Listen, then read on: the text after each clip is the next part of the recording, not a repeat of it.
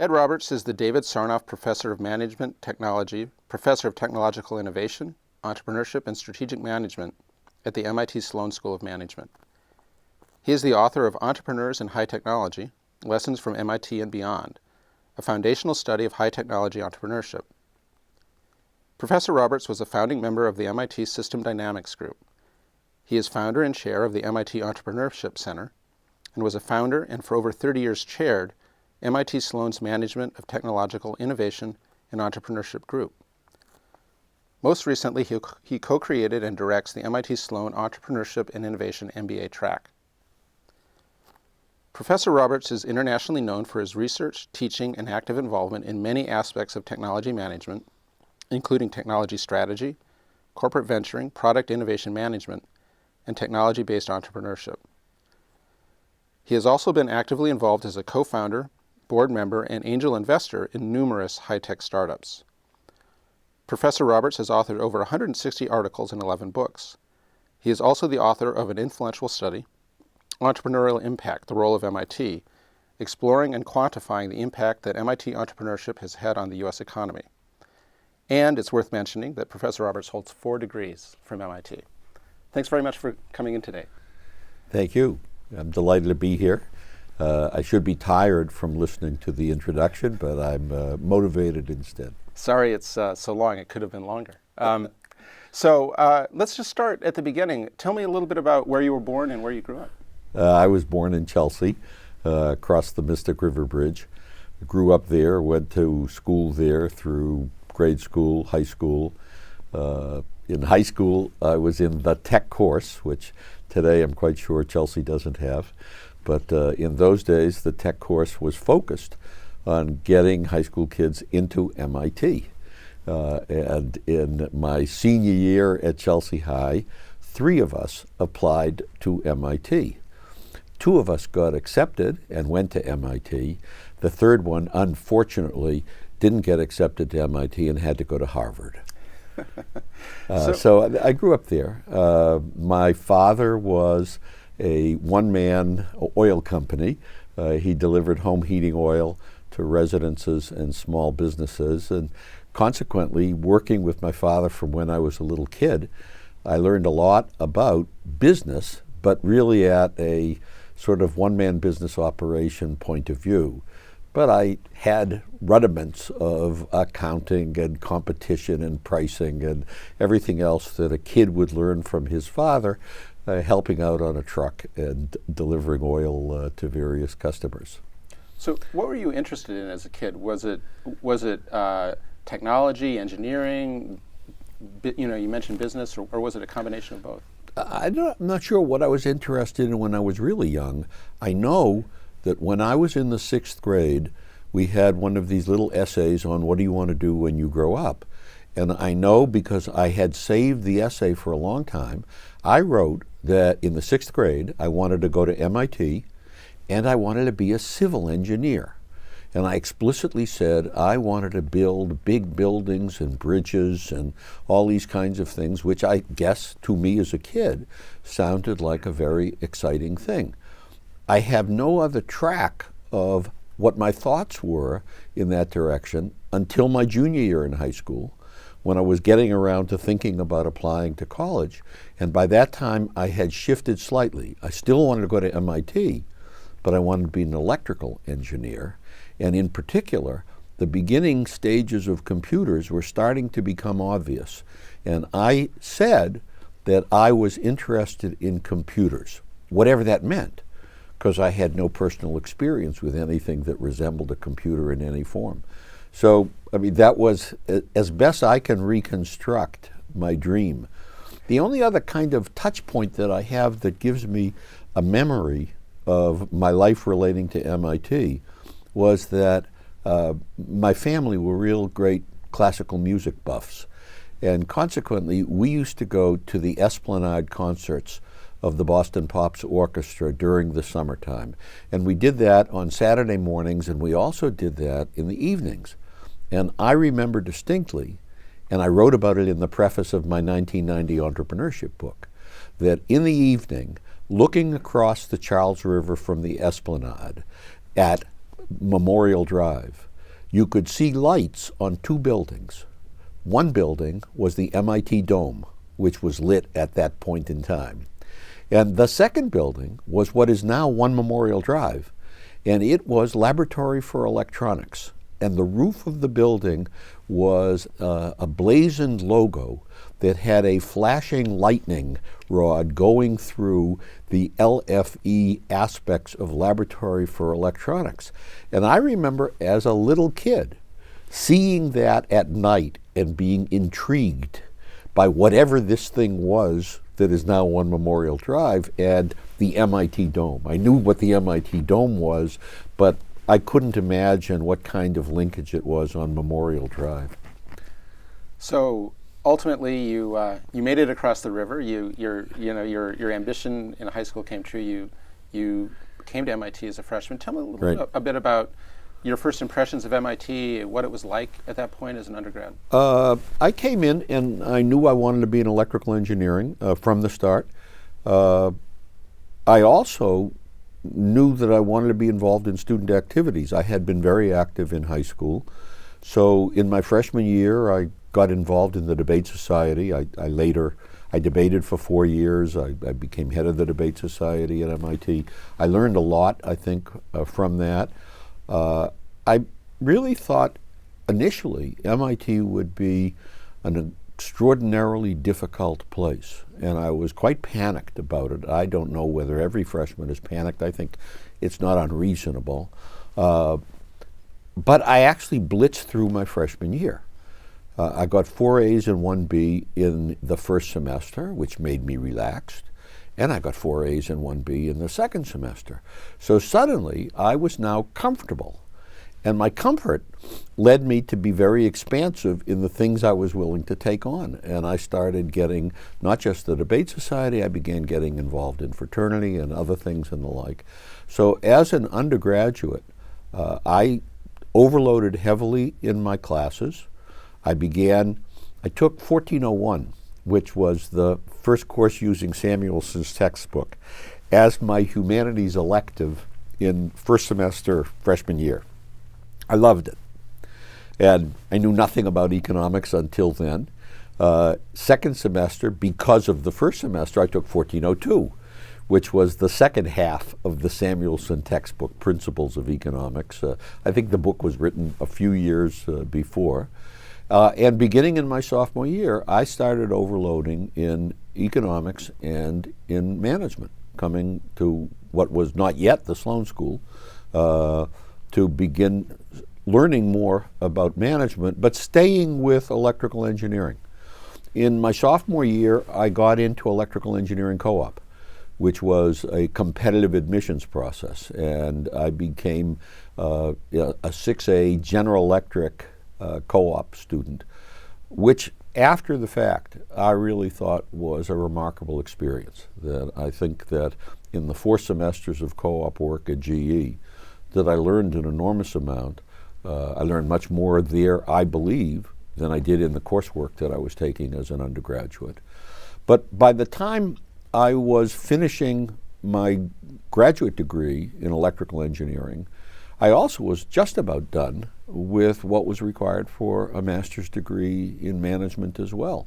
So I really had this double education during the first 5 years of my life at MIT, and at the same time very heavily engaged in activities.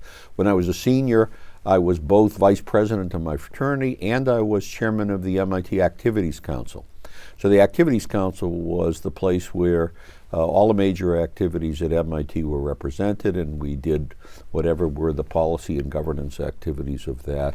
And believe it or not, friends that I made in 1956 and 57 in Activities Council are people I still relate to today as leading MIT alumni and the like. So it's really been astonishing to me how from 1953 through to 2012, there's been so much people continuity in their ties to MIT. Sounded like a busy guy. Oh, I was a busy guy always, and I remember one of my professors was giving me the business about the fact that I was overloading so much, because I would typically be taking 7 courses a semester. And he said that the fact that I was overloading was causing me to not concentrate enough on my electrical engineering subjects, and that my grades were suffering. Well, you know, they couldn't suffer that much, because I had to have at least a B average to get into graduate school on the 6A program. But yeah, they were suffering relative to what I perhaps could have done had I focused only on studying electrical engineering activities. But I said to him then, as probably a 19-year-old kid, that I was conscious that I was making a choice, and that my choice was to learn more about a wider variety of things rather than to focus narrowly.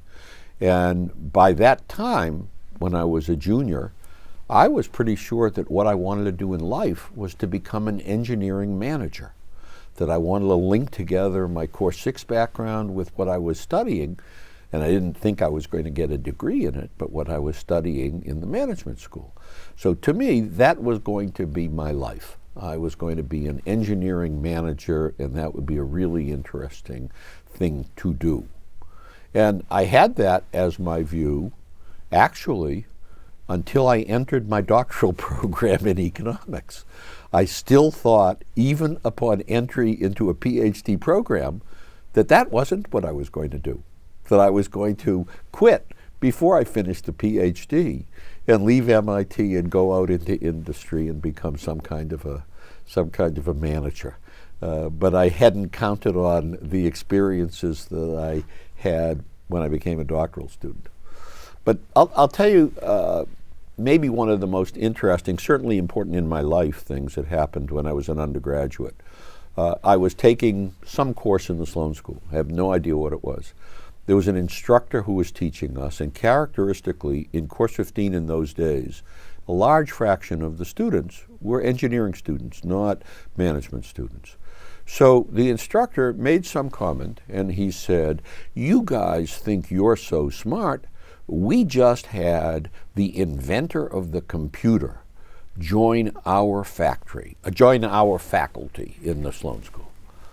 And I turned to the kid next to me, who was also an electrical engineer, poked him, and said, "What in the world is John von Neumann doing coming to the management school at MIT?" Because when this instructor said the inventor of the computer, my best guess was, well, that's John von Neumann at Princeton. And so, being not terribly bashful, I raised my hand and I said, "Who is this person who's just come here?" And he says, "Jay Forrester." And I smiled and poked my EE buddy, you know, because we knew who Jay Forrester was. Jay Forrester had run the Whirlwind project at MIT. Jay Forrester was the inventor of the magnetic memory core. Jay Forrester was running Division 6 at Lincoln Laboratory, which was we knew that because Forrester was a really famous, important MIT computer guy. And I said, "Wow, that's interesting. I wonder why in the world he wants to come to this place, a management school." Class finished. I had a break in my schedule. I went up to the 4th floor of the Sloan building to the dean's office and walked in and said, "My name is Ed Roberts. I'm pretty sure I was a junior in electrical engineering. I understand that Jay Forrester has become a professor here. Could you tell me how I would find him?" And the person in the office said, "Sure, he's just 4 doors down the hall." And I said, "Okay, thank you very much." I walked down the hall. I walked into this office. J.W. Forrester on the door. There's a secretary there. I said, "Is it possible that I could see Professor Forrester?" And she says, "And who are you?" And I said, "Well, you know, my name is Ed Roberts. I'm a junior at MIT. And what do you want to see him about?" I said, "I just would like to talk to him about what he's going to be doing here in the management school at MIT." She says, "Well, let me see." She gets up, knocks on the door, opens up his office door, goes in, closes it behind. She's in there for a couple of minutes. She comes out and says, "Professor Forrester will see you." I said, "Oh, thank you." I walked in. Forrester is sitting behind this big desk and looks up at me and he says, well, good morning. And I introduced myself, standing in front of his desk. He's sitting there looking up at me. What can I do for you? And I said, well, I'm really interested. Are you here to bring computers to the field of management? And he said in Forrester, deep voice, well, no, not really. I'm really here to bring systems to management. Not having a clue as to what he meant, I said, oh, really, of course. And how are you going to be doing it? Well, it's to be seen what we're going to do, but I think we'll be doing some computer modeling work to bring a systems view of management issues. And I nodded, totally blank as to what he really meant, but pretending to understand this. And he said, so you're in course 6? And I said, yes. He said, what kind of courses are you taking? And I was busy thinking, what am I taking that relates to what this guy possibly could be interested in? And I said, well, among other things, I'm taking the switching circuits. He says, from Sam Caldwell? And I said, well, yes, Professor Caldwell is my professor in switching circuits. And he says, he's a very good friend of mine. How are you doing in that course? And I said, well, I think I'm getting an A. He said, good, good. Well, that's very interesting. Thank you for coming in. And I said, being brash, I said, is it possible that I could come back and see you again next year when I'm in my senior year and I'm going to have to be doing more thinking about career directions? And he said, certainly I'd be glad to see you. That was it. So my introduction to Jay Forrester as a junior, without really having a clue as to what bringing systems to management was all about, turned out, in a way, to be really the turning point in my life. And a year later, I came back and I talked to him again. I had, in course 6A, you face in your senior year a double assignment, back-to-back, 2 semesters in a row, just before you enter the full year of graduate school. And I was at General Electric, so I had 2 offers of jobs. One was I could join the new GE computer division in Tucson, Arizona. And they agreed that they would fly me out there and back if I agreed to a double semester. That was a big deal, that they would pay for the airfare. Or I could get a programming job in small aircraft engine division in Lynn. Well, I already had a girlfriend, and I had all my student activities, and I really wanted desperately to stay in Lynn if I possibly could. By the way, the girlfriend is my wife of 52 years now, so it worked out. And I said to Forrester that I'm really continuing to be interested in what you are doing, and I don't know when you're going to be hiring anybody, but perhaps there might be an opportunity for me to work in your group at some point.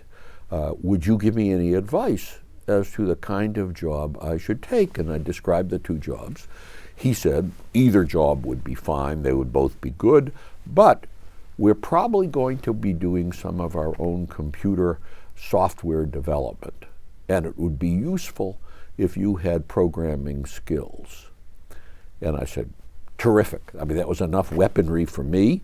I immediately went back to the 6A office, talked to Gene Bainey, who was the director of 6A, and said, Professor Forrester advises that I get this job in Lynn. And Bainey said, I'll take care of you, Ed. And sure enough, I got my double assignment to be in Lynn, kept up all my activities, kept up my wife-to-be, maintained all of that, and then finished up that, did my graduate year in electrical engineering, finished my degree. By that time, Forrester was ready to move forward with system dynamics. And he stubbornly insisted on hiring just graduate students from electrical engineering to join him, and he hired 3 of us. So because, I think, of the prep work that I had done beginning in my junior year, I was one of the 3 fortunate graduate students in EE that Forrester selected. And beginning in the summer of 1958, I joined him as a full-time research assistant, and we started System Dynamics. Until then, he was working on his own. He was thinking about what it is he wanted to do, but except for writing one article in the Harvard Business Review, he hadn't really done anything to build a discipline or a field and the like. So we came in, and it was my first pioneering activity in a new field, the system dynamics creation. In the beginning it was industrial dynamics, and then we broadened our own perspective to not just industrial kinds of things. So that became a very important turning point in my life. Because I was now working as a full-time research assistant for Forrester, the terms and conditions of a full-time research assistant at MIT, I think it's true throughout the engineering school, is that you can take 2 courses a semester, free, and you get whatever the stipend is for a research assistant. So since I could take 2 courses, I could finish up all the credits I needed for my second master's degree. And I finished that up very quickly. It took me a year, and I now had a master's from Sloan as well as a bachelor's and master's from electrical engineering. At that time, I seriously thought it was time to leave, because now I had a double education. I still thought I wanted to be an engineering manager. I now had new credentials in doing something very specific in bringing systems ideas from computers into management. And I thought about it, and then I decided that this was really an interesting thing that we were doing with system dynamics, and that maybe I should stay 1 more year. It would be a good investment of time just to help get this field further advanced before I went out looking for a job. And that was my decision. I was going to stay 1 more year. Well, since I was going to stay 1 more year, I was still a full-time RA. I still had the right to take 2 courses a semester. So I didn't want to waste my time. I applied for the economics department PhD program. There was no PhD yet in the Sloan School. So I applied in economics. I got accepted. And I started my PhD work in the economics department. And once I started in the economics department, I opened up for myself a very different world. The quality of scholarship and academic excitement in the economics department, particularly in the economics department of Paul Samuelson and Bob Solow and the likes of who their colleagues were, was just dramatically exciting. And I think that in a very quick period of time, I fell in love with the exposure of academia. And after entry into the PhD program, I decided that I was interested in becoming a faculty member, not before. And I'm quite sure that that is not like most people's lives. I think that most people who become professors have decided earlier on in their life that this is something they want to do. Not in my case. I decided after I was exposed to the excitement of such high-quality academics who were so stimulating in their attitudes. I have, by the way, always felt obligated, not just to Jay Forrester for what he did in system dynamics, but to Bob Solow. Bob Solow became the chair of my doctoral program. He was going to become the chair of my dissertation committee. And then he left MIT to join the Kennedy Council of Economic Advisors. I went into total crisis when that happened. I went running into his office. I was sure that I was destroyed. And he told me to calm down and relax and that I ought to go see Frank Fisher, who was a new junior faculty member, and Frank was an econometrician. I said, Frank will kill me. I can't do that kind of stuff. He says, stop being panicked. Go see Frank Fisher and get out of my office.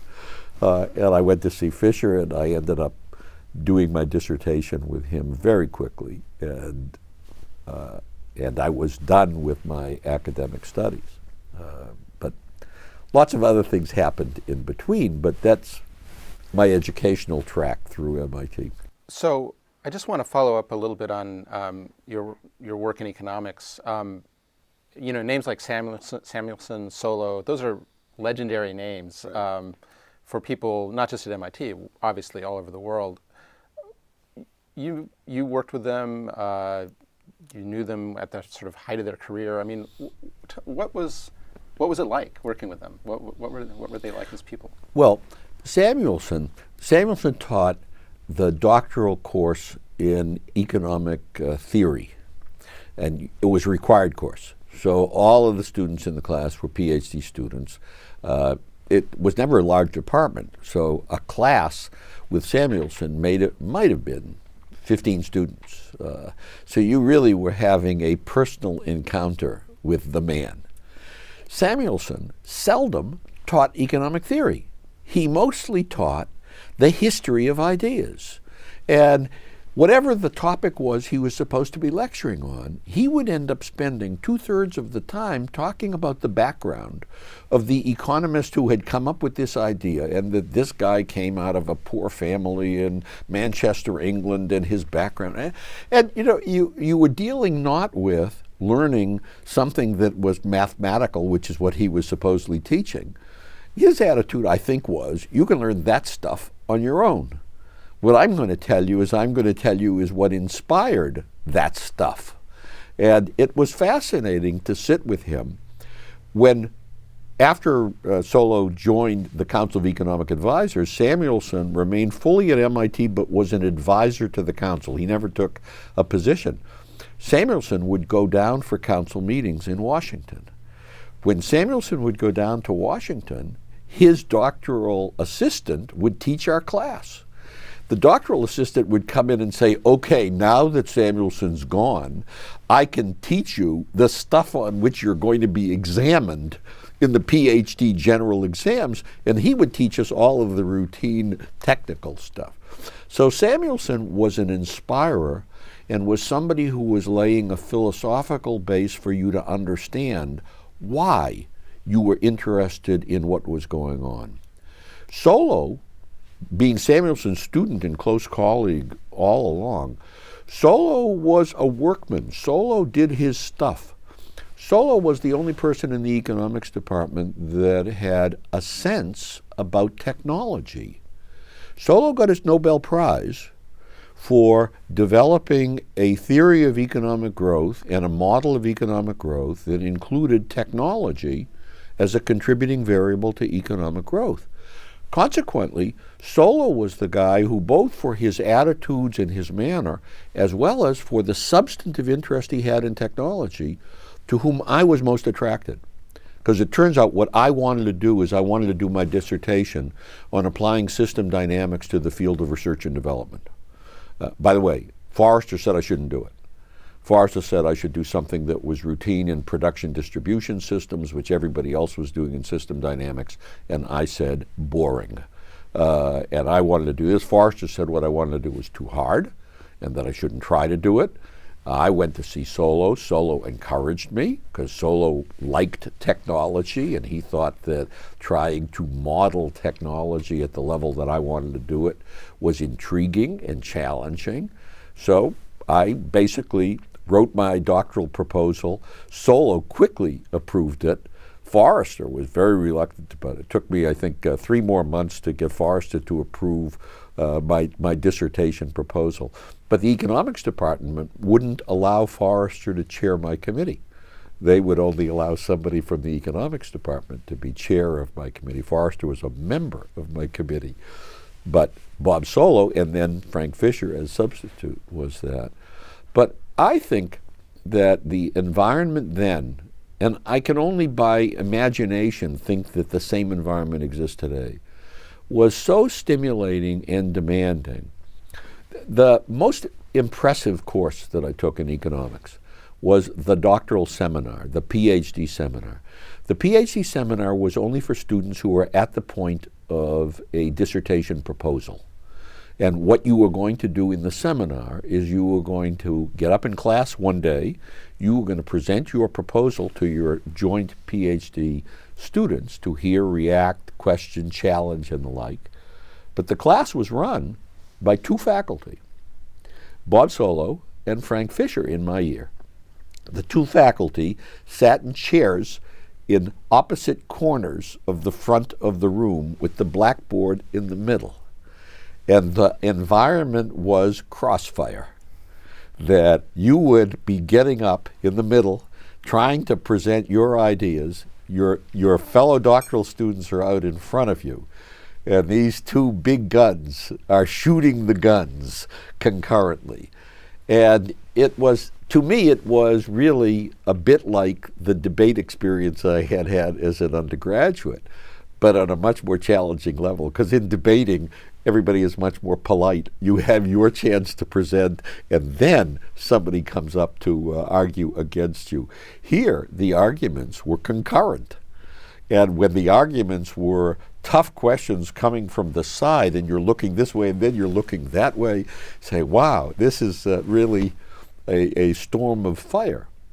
And I think that what they did in the economics department was that they produced people who became accustomed to seeing ideas as things that deserved a storm of fire, and that ideas were fragile, and ideas were always in development stage, and ideas were something you had, but other people had perspectives on them and the like.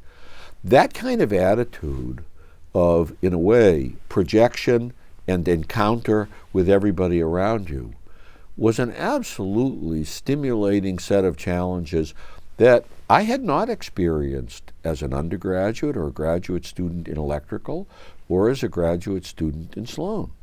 The environment then, and I think less true today, I think the environment then was much more learning from the front of the class to the back of the class, that the teaching was being done by professor to student. And in the doctoral program in economics, that was not the feeling. The feeling was that the teaching was dramatically interactive, involving all of the doctoral students, involving professors in a collegial fashion.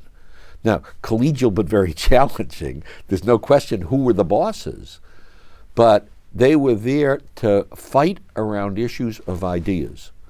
And to me, that was an absolutely wonderful and inspiring situation. And that's what caused me to change what I wanted to be in life. I went from thinking I wanted to be an engineering manager to suddenly knowing that I wanted to be a professor. And frankly, that I wanted to carry into the classroom what I thought I had learned, not substantively, what I had learned from a process point of view by my encounters in the economics department. I must tell you that one of the most satisfying things that I have done was a year ago when they were raising funding for the Bob Solow chair. The fact that I had an opportunity to contribute financially to creating a Robert Solow chair was something that caused me to have great personal satisfaction. It was a small way of give back to somebody who had not just inspired me, but who had taught me so much that I took with me for the rest of my life.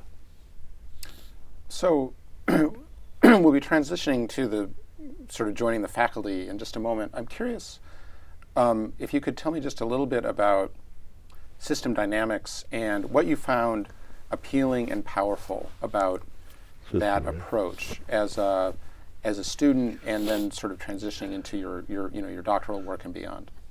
Right. So when we started system dynamics, and it really was when we started it in 1958, in the summer of 58, there wasn't a field. There was a point of view by Forrester. The point of view was very clear, but we couldn't understand what in the world it meant. The point of view was that all important kinds of things in the world are embedded in feedback systems, and that what you really need to do to gain understanding of behavior and of what is going to be taking place over time and of how you could intervene to alter behavior is that you had to explicitly search out, describe, graphically display, and represent the underlying feedback system structure that explained the behavior. Now, very importantly, there was no feedback systems work in the social sciences at that time. Nothing in management, nothing in economics, nothing in humanities. You could find some article 100 years earlier where somebody had mentioned a feedback loop, but nobody was doing rigorous work to analyze complex problems or situations or economies from that point of view. So that's what we were going to do. Forrester was very insistent that electrical engineering graduate students were the ones that he trusted most to do it. When I became, a couple of years later, when I became a junior faculty member, I would argue with him and I would say, Jay, you can go to mechanical, you can go to chemical. Those guys have the same kinds of feedback systems training. And he would say, no, electrical engineering is where it's at. Now, whether that was only his own view, when he came to MIT pre-World War II, he worked in the MIT Servo Mechanisms Laboratory. Servo Mechanisms is feedback systems. So Jay worked in what was the MIT pioneering laboratory of building feedback system-oriented control devices. And inevitably, that was the basis for his mentality.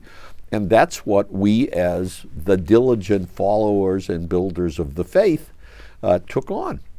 And it was not obvious, and the models we built were not obvious. But boy, we could build feedback systems models of anything under the sun, and we did. We had a whole bunch of graduate students on the 5th floor of the old Sloan building, which is all where we were located. Forrester had a nice office on the 4th floor. The graduate students were on the 5th floor, out the back, looking at the parking lot. And for fun, we would throw out a problem to ourselves and argue as to how we could go about representing this problem from a feedback systems point of view. And our attitude was that there wasn't any kind of problem we couldn't tackle, and no problem was more demanding than something that we could build a model for over the weekend. And in a way, I think it's typical of MIT arrogant graduate students, and we certainly qualified. But we had a lot of fun, and we would be showing to ourselves how this notion could be applied to every kind of problem under the sun.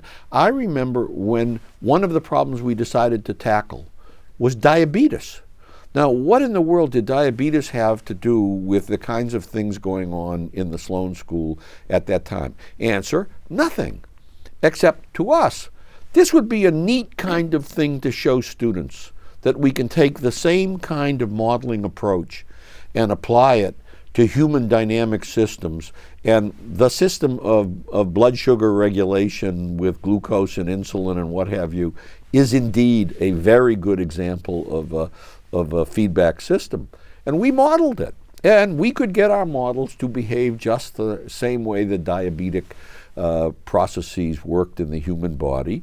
And we didn't regard it as a great invention. We regarded it as neat stuff for us to show our graduate students in our courses, just as a way of indicating the power of the way of thinking about this. Well, what happened is that within the system dynamics group, and it was still the industrial dynamics group for about 4 or 5 years before we changed our name, within the group, we took on a series of sponsored projects. We had a project with Sprague Electric. We had a project with Minute Maid Orange Juice before they became a division of Coca-Cola. We had projects with Cummins Engine. And all of these were industrial projects of production, distribution, organization with inventories. And in a way, it was the same kinds of problem sets that other people in the field of operations research and management science were tackling, and they were tackling it from their point of view. We were tackling it from a feedback systems point of view. Our models didn't look like their models, and we were looking for different kinds of understanding. Well, gradually we started reaching out to more complicated problems, to issues that were very different issues. When I mentioned earlier to you that I got into an argument with Forrester about my own doctoral dissertation, he wanted me to continue doing something like that.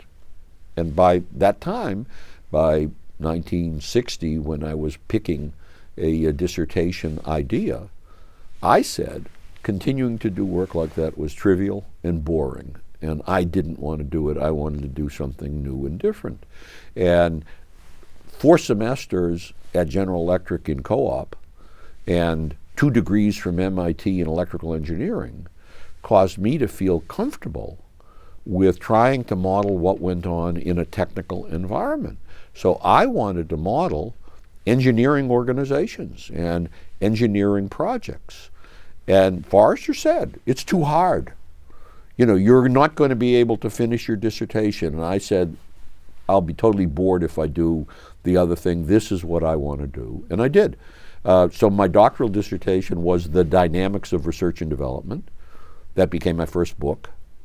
And it also became my entree to the second pioneering activity I engaged in at MIT, which was to get involved from system dynamics as my starting point, but as the target area of managing research development and technical innovation. And there's no question, I would not have got involved in it had I not been focusing my system dynamics work on managing technology and R&D. So, you know, that was our group. There was a fundamental problem. The fundamental problem was that Forrester was an engineer. And what that meant was that he didn't approach problems with the same acceptance of other academics and other scholars that most people in the management sciences field did. So Forrester's view was, I remember once pointing out in a draft article, I said, well, Jay, you should footnote such and such, and you should footnote such and such. And he said, no, footnoting somebody means that I'm recommending that they read that person's work. And I said, no, footnoting somebody means that you're acknowledging that someone has done relevant work in the field. And he said, that may be your view of what it means. That's not what it means to me. Well, his attitude was one that upset lots of other people. And consequently, from a brand new idea, which is what industrial dynamics was, it was a brand new idea, where in the environment of the management sciences at the time, in the early 60s, where it would have been, I believe, accepted as a bold new idea. Instead, it became treated as a very controversial way of doing things because, in fact, Forrester was very clear he didn't respect all of the other, he didn't know about the other approaches, and he didn't respect all the other approaches. So we ended up building an isolate field.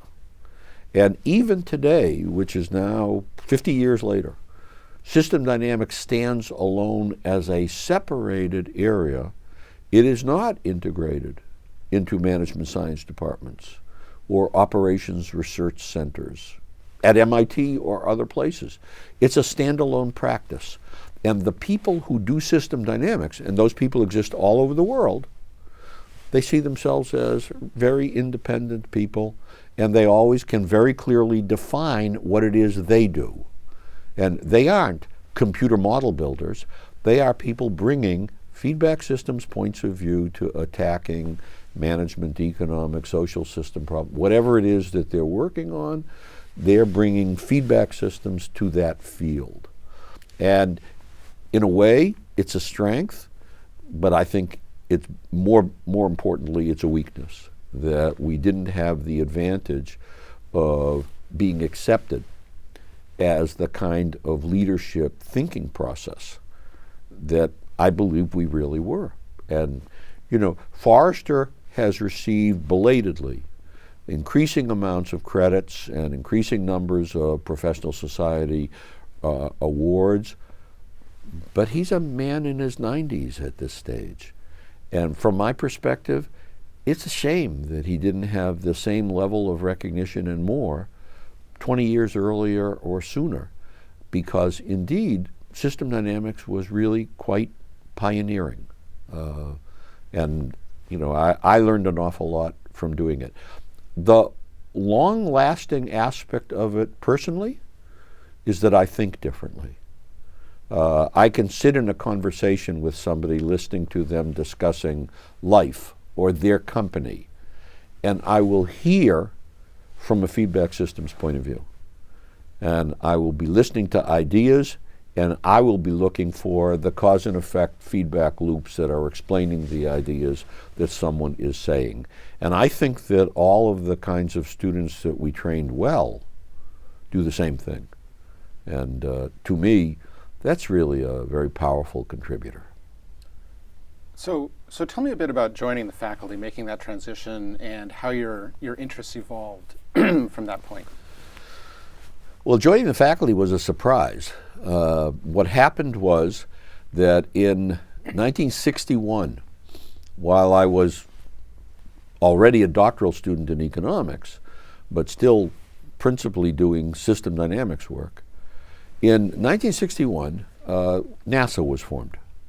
And the head of NASA somehow decided that he wanted to have a relationship with MIT. And he called Julie Stratton, who was president of MIT, met with him in Washington, and told him he wanted to create a relationship between NASA and MIT. Stratton called Howard Johnson, who at that time was dean of the Sloan School, told Howard, go down and talk to this guy, Webb, and see what he really wants. And just remember, we don't do consulting for government agencies. If we relate, we do research. Howard Johnson went down, told him that we would only consider a research relationship. That idea was welcomed. And in the summer of '61, a task force was appointed to the head of NASA. The task force consisted of the deputy dean of the Sloan School, who had been a Sloan fellow from the Air Force and knew big systems, a major consultant who was a senior lecturer in the Sloan School, who had been a McKinsey consultant on large organizations, Don Marquis, who had just come into the Sloan School, who had been head of psychology at Yale and at Michigan, and therefore had created lots of research centers, and me. I was 25 years old. I was a doctoral student. I was a full-time instructor at the time. I'd been promoted, so I was a full-time instructor. But of the four of us, I was the only one who had any experience relating to engineering or R&D or anything to do with technology. The other three had never had any experience, nor was there anyone else in the Sloan School who worked on issues of technology or innovation in 1961.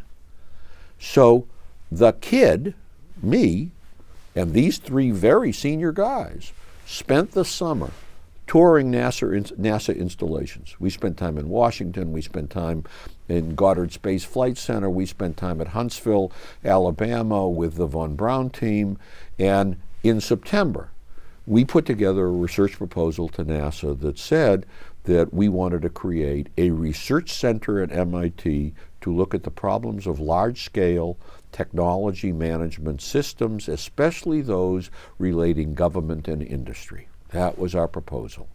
We asked for an enormous amount of money. We asked for $550,000 for 18 months. This was September 1961. The headquarters staff at NASA thought that the amount of money was outrageous and kept delaying acting on our proposal. In February of '62, took 5 months, Webb finally got annoyed with his staff and said, I want to move forward. I'm signing off on this proposal. And in February of '62, we started the first research center in any university in America in the area of management of technological innovation. And it was NASA's first money into MIT. And it was the first research center of any field in the Sloan School. So we really were doing all kinds of novel stuff.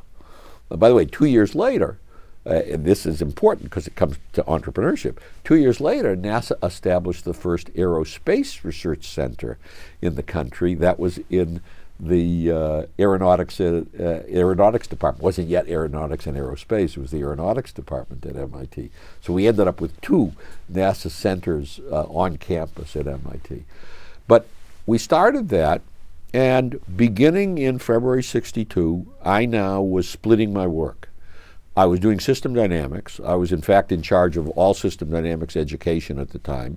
Jay Forrester didn't like teaching. He liked to do big ideas, but he didn't like teaching. So I was in charge of all the teaching. We had lots of students. And I suddenly was trying to contribute to beginning a new area of work, which was organizational management of research and development and technological innovation. And that was a new, very important area of excitement. But to get back to your question, at the end of the summer of '61, when we had just finished our task force, Howard Johnson called me and said, "Come on down, Ed, I want to talk to you." And I walked into his office, and he said, "I hear all about the great work that's going on in your task force with NASA. It sounds like it's really terrific." And I said, "Well, it's really interesting and exciting." He said, "I want to tell you that we have decided to make you an assistant professor." And I said, "What?" He said, "We're appointing you an assistant professor." I said, "Wow, that's astonishing. And that's amazing to me." He said, "Well, why are you so amazed? You're finishing your dissertation." And I said, "Well, not so fast." I said, "I'm finishing it, I hope, but it's going to be at least another year." And Howard Johnson looked at me. He said, "It doesn't matter. You're doing really good and exciting work, and we're delighted to have you as a faculty member in the Sloan School." When I was in Florida this week talking to the MIT Club of Naples, the guy who introduced me started to grill me in advance of the session. He said, "I've looked at your CV. There's something very puzzling." I said, "What is that?" He said, "You became a faculty member before you got your PhD." I said, "That's very interesting. You have good eyesight." I said, "That's precisely correct. I became a faculty member a year before I got my PhD." So I started as a faculty member. But to me, it was really quite continuous. I wasn't doing anything new as an assistant professor, except I got a raise and I had a new title. But what I had was the continuing work in system dynamics, and now the new work in research and development management. So that became my official entry into the world of academia at the assistant professor level. Now, I think had I had any hesitation about what my career choice was going to be, which I think by then I didn't. I think I really had this feeling that I wanted to be a professor. That clearly just put the nails into it and said, "Okay, that's what you are." And that's what I started. So Ed, you were asked to join the faculty, I guess the term is ABD. It's true. All but dissertation. Right. Took one more year. Right, one more year. So tell me a little bit about those years after you became an assistant professor, how your research interests developed, whether your life changed other than getting the salary bump. Yeah. I had already been married. I got married in 1959. Nancy finished her bachelor's degree at BU, and 1 week later we were married. It was characteristic of that time period. She was 21, I was 23. So she was teaching when I became an assistant professor. She was teaching 6th grade in Sharon, which is where we lived. And we stayed there until she was pregnant with our second child, and then we moved to Newton, probably 1963, a couple of years into my assistant professorship. So what I started to do is to follow a dual path, that I continued to do system dynamics work, and I continued to have a number of research projects building out different kinds of system dynamics models. We launched one of the earliest 2-week summer programs at MIT. We clearly was really we. Forrester wanted this to be done, but I ran them. Forrester was a great leader. He was not a great administrator. I always was curious about how he ran Division 6 at Lincoln Lab, which had, I don't know, thousands of people. He must have had very good direct reports handling stuff. But he was a phenomenal conceptualizer, and we built out a very effective summer program, so we were attracting industry to come into MIT in the summertime. We also had academics. So we were building that field. And now we were starting from scratch with a new field. And the new field was beginning effective February of 1962 with the formation of our NASA-funded research project. We didn't really know what we were doing in that. It was an open-ended area. There was not an academic field of research on the management of research and development, so we created it. We were biased at the outset in terms of looking for students who had had technical background and who were now trying to get doctoral degrees in management or in economics. The Sloan School, at just about that time, got authorization for its own PhD program. So now we had, in a sense, two local feeder departments, either economics or management, and we began looking for people from the outside world who had comparable backgrounds. Because our sense was that if you had a technical background of at least study, if not also work, you would have a better opportunity to understand what really was taking place in engineers and scientists doing work, carrying out activities in the organization structure and the like. And gradually, we evolved a large number of research programs, hired in a number of very productive people. The first real hire who joined our group, Don Marquis was my boss, the one who was part of this original team.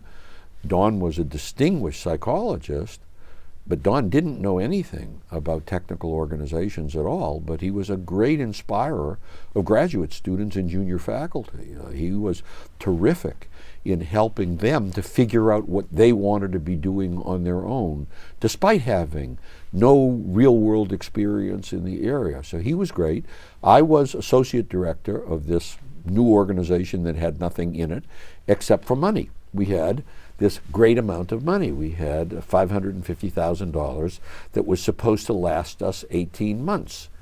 Well, the short of the money was that the money ran short. We ran out of the money in about 12 months. Fortunately, Jim Webb was still head of NASA. He gave us some more money. By that time, we got some Air Force money. We started building an organization. The first PhD student that we recruited in to join us was Tom Allen. Tom Allen is still, now emeritus, but still a faculty member at MIT. So Tom was my closest long-term colleague in the area of managing technology and innovation, and we really worked together closely for a very large part of the last 50 years. Recently, he runs two interdisciplinary programs between engineering and Sloan. He runs the systems management program, and he runs the leaders for global operations. And he's the administrative guy in charge of both those programs. But we started and we gradually built out a faculty. And as we built a faculty, we started building courses. And I think, what we did was, in a way, routine from a process point of view, but totally innovative from a content point of view, because nobody else was working in the area of managing technical people, managing technical groups, managing technical projects, managing technical organizations. Nobody was doing it. We were doing all of it and gradually building it. Over time, we became more ambitious, so that I think we took on bigger tasks. Someplace along there, I'm trying to think about when, probably 35 years ago, which would make it maybe in the mid-70s, which is a long way from 1964. By the mid-70s, we formed the first joint degree program at MIT. The engineering school and the Sloan School jointly sponsored the Management of Technology program. The Management of Technology program was a one-year, mid-career program for people with technical backgrounds, and we described our mission, who aspired to positions of leadership in technical organizations. Now, initially, to leading the technical side of those organizations, but more broadly, to leading the organization overall. So we started that program someplace in the mid-70s. We gradually built it so that it was a full parallel of the MIT Sloan Fellows program, which had been the pioneering executive development program started in the mid-30s. And about 7 years ago, the two programs merged. At the time, the MOT program was maybe 60 students a year. The Sloan Fellows program were now 50. We had bypassed it, which is interesting. That also got us into entrepreneurship in the sense of students coming in who were entrepreneurially oriented, but that's an aside. But that was a really exciting activity, and it was the first time that engineering faculty and Sloan faculty were co-teaching in the same program. We had approval by every department of the engineering school to both admit students and award degrees. So this was truly jointly done. We had an advisory board that included 3 engineering school department heads, as well as people from Sloan. So it was really quite an interesting activity, and I think probably taught me the important benefits at MIT of cross-campus collaboration. I had that instinct because of the fact that I came through electrical engineering and into management and then economics. So I had degrees from 3 schools of MIT. So I sort of felt collaborative in my own attitudes.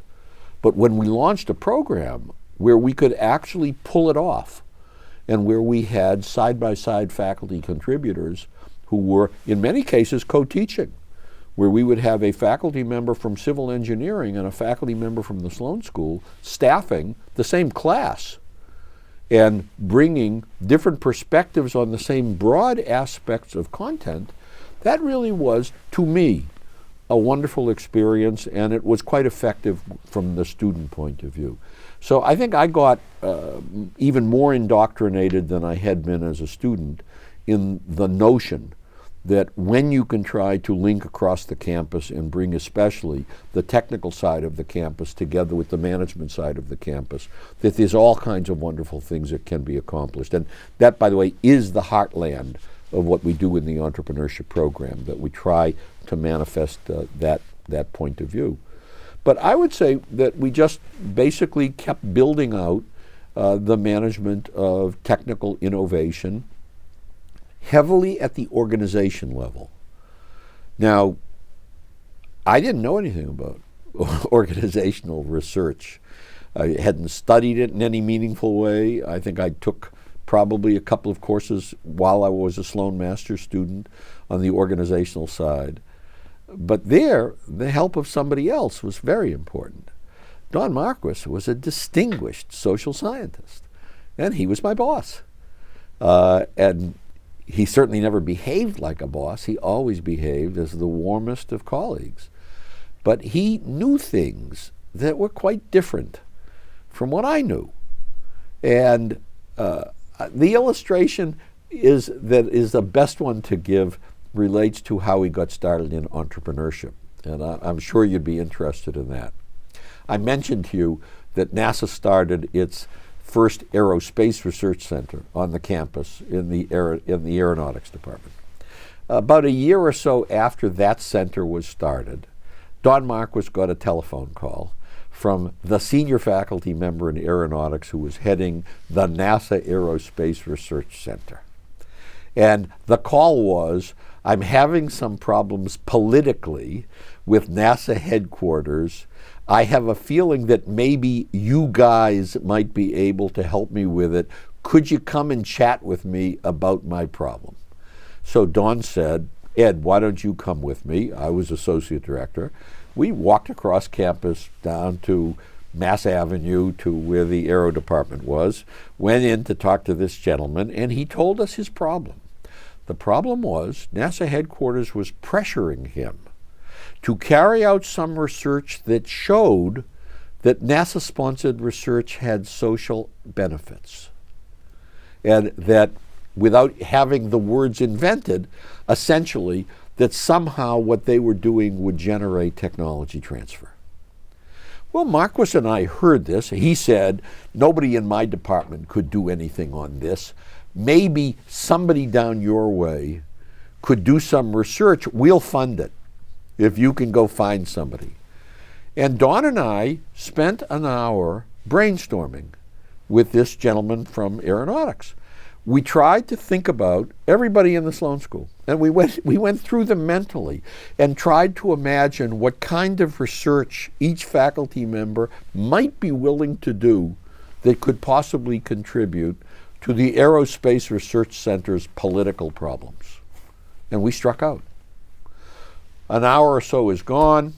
We are now apologizing that we haven't been able to help. We're getting up, putting on our coats to leave, to walk back, with apologies that we weren't able to assist him. And I'm now standing there. This is September 1964. So I'm now a third-year assistant professor. And I'm standing up, putting on my coat, and I turn to him and I say, "Can I ask you a dumb question?" And he says, "Shoot." I said, "Don't I understand that people leave your laboratories to set up new companies?" And he said, "Oh yes, many do." I said, "Well, if they leave your labs to set up companies, don't they take with them ideas, developments that they worked on while in your lab?" He said, "Absolutely." I said, "Well, I don't know what I'm talking about, but it would seem to me that at least some of those people are taking what's coming out of NASA and Air Force-sponsored research and bringing them out to the market in what their companies are doing."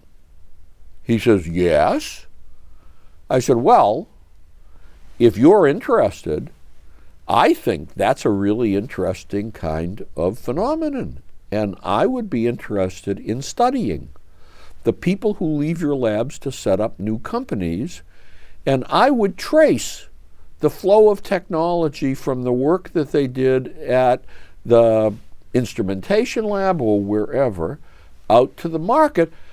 I'm positive that I would be able to demonstrate that there is significant movement of government-sponsored research to the market through the phenomenon of setting up new companies." And he says, "How much money do you need?" This is the response. Marquis and I take off our coats, and we sit down, and now the coaching comes in. Don says, "Ed, put in a month of summer salary for yourself." Okay. This is 1964. Put in $1,000 for computer time, because we paid rental on mainframe computers. You want 2 research assistants. Put in salaries for 2 research assistants.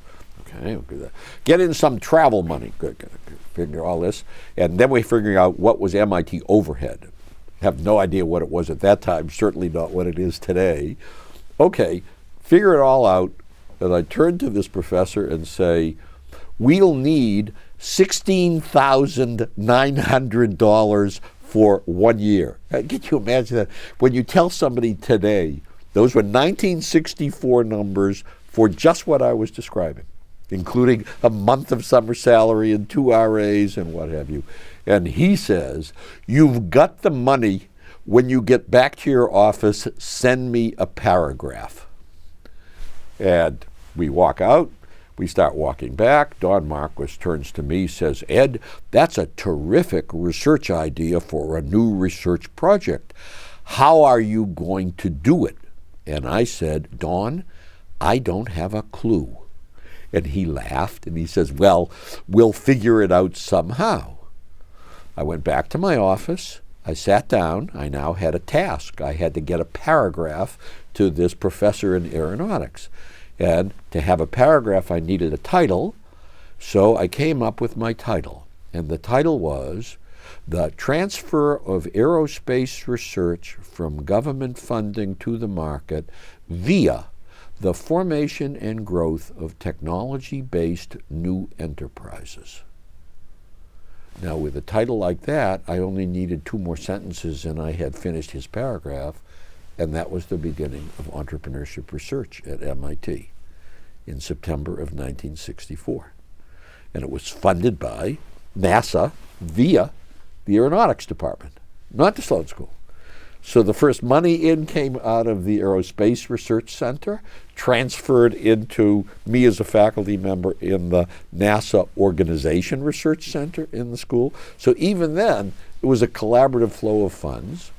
And the first thing I did was I started to try to read the literature. Well, the literature on entrepreneurship in 1964 was garbage. It was literature about people who did restaurants and garages and what have you. It was dominated by failure. And I read a book that I found called The Entrepreneurial Man. It was a study of entrepreneurs in the state of Michigan. The average entrepreneur in the state of Michigan had less than a high school education. 90% of the entrepreneurs failed quickly. And I'm reading this and I'm saying, oh my God, what have I gotten myself into? Because look at this, entrepreneurship is really terrible and negative and all this stuff. And no one was studying the kinds of people I wanted to study. I wanted to study engineers out of the instrumentation lab who were setting up high-tech companies, and there was no literature on that. So I kept reading. I hired a research assistant from Sloan, Herb Weiner, and he was my first research assistant. We started to figure out how would we do this? What kind of questionnaire would we administer in face-to-face interviews with entrepreneurs if we could figure out who to talk to?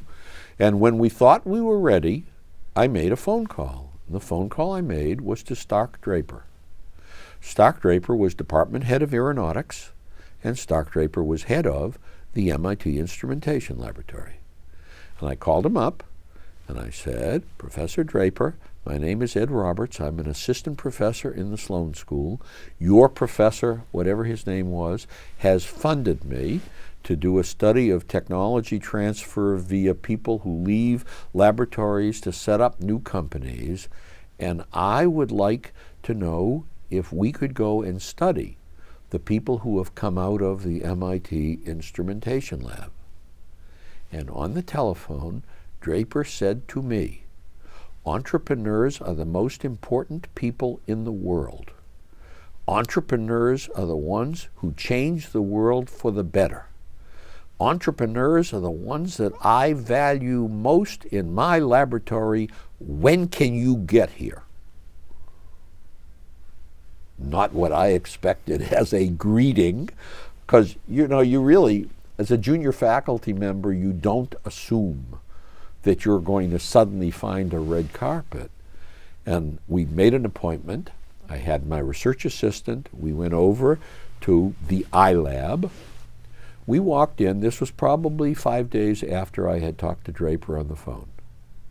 Draper had assembled his entire senior staff to meet with us. Draper's assistant, who was running the operations in the lab, was there. Draper's senior human relations person, who was in charge of personnel for 15 years, was there. Draper introduced us with the same kind of announcement to everybody else that he had made to me on the telephone. I regard, entrepreneurs as the most vital people that's here, and Professor Roberts, there it was, a professor. Professor Roberts wants to come and study our people and how our people have gone out and what they have done.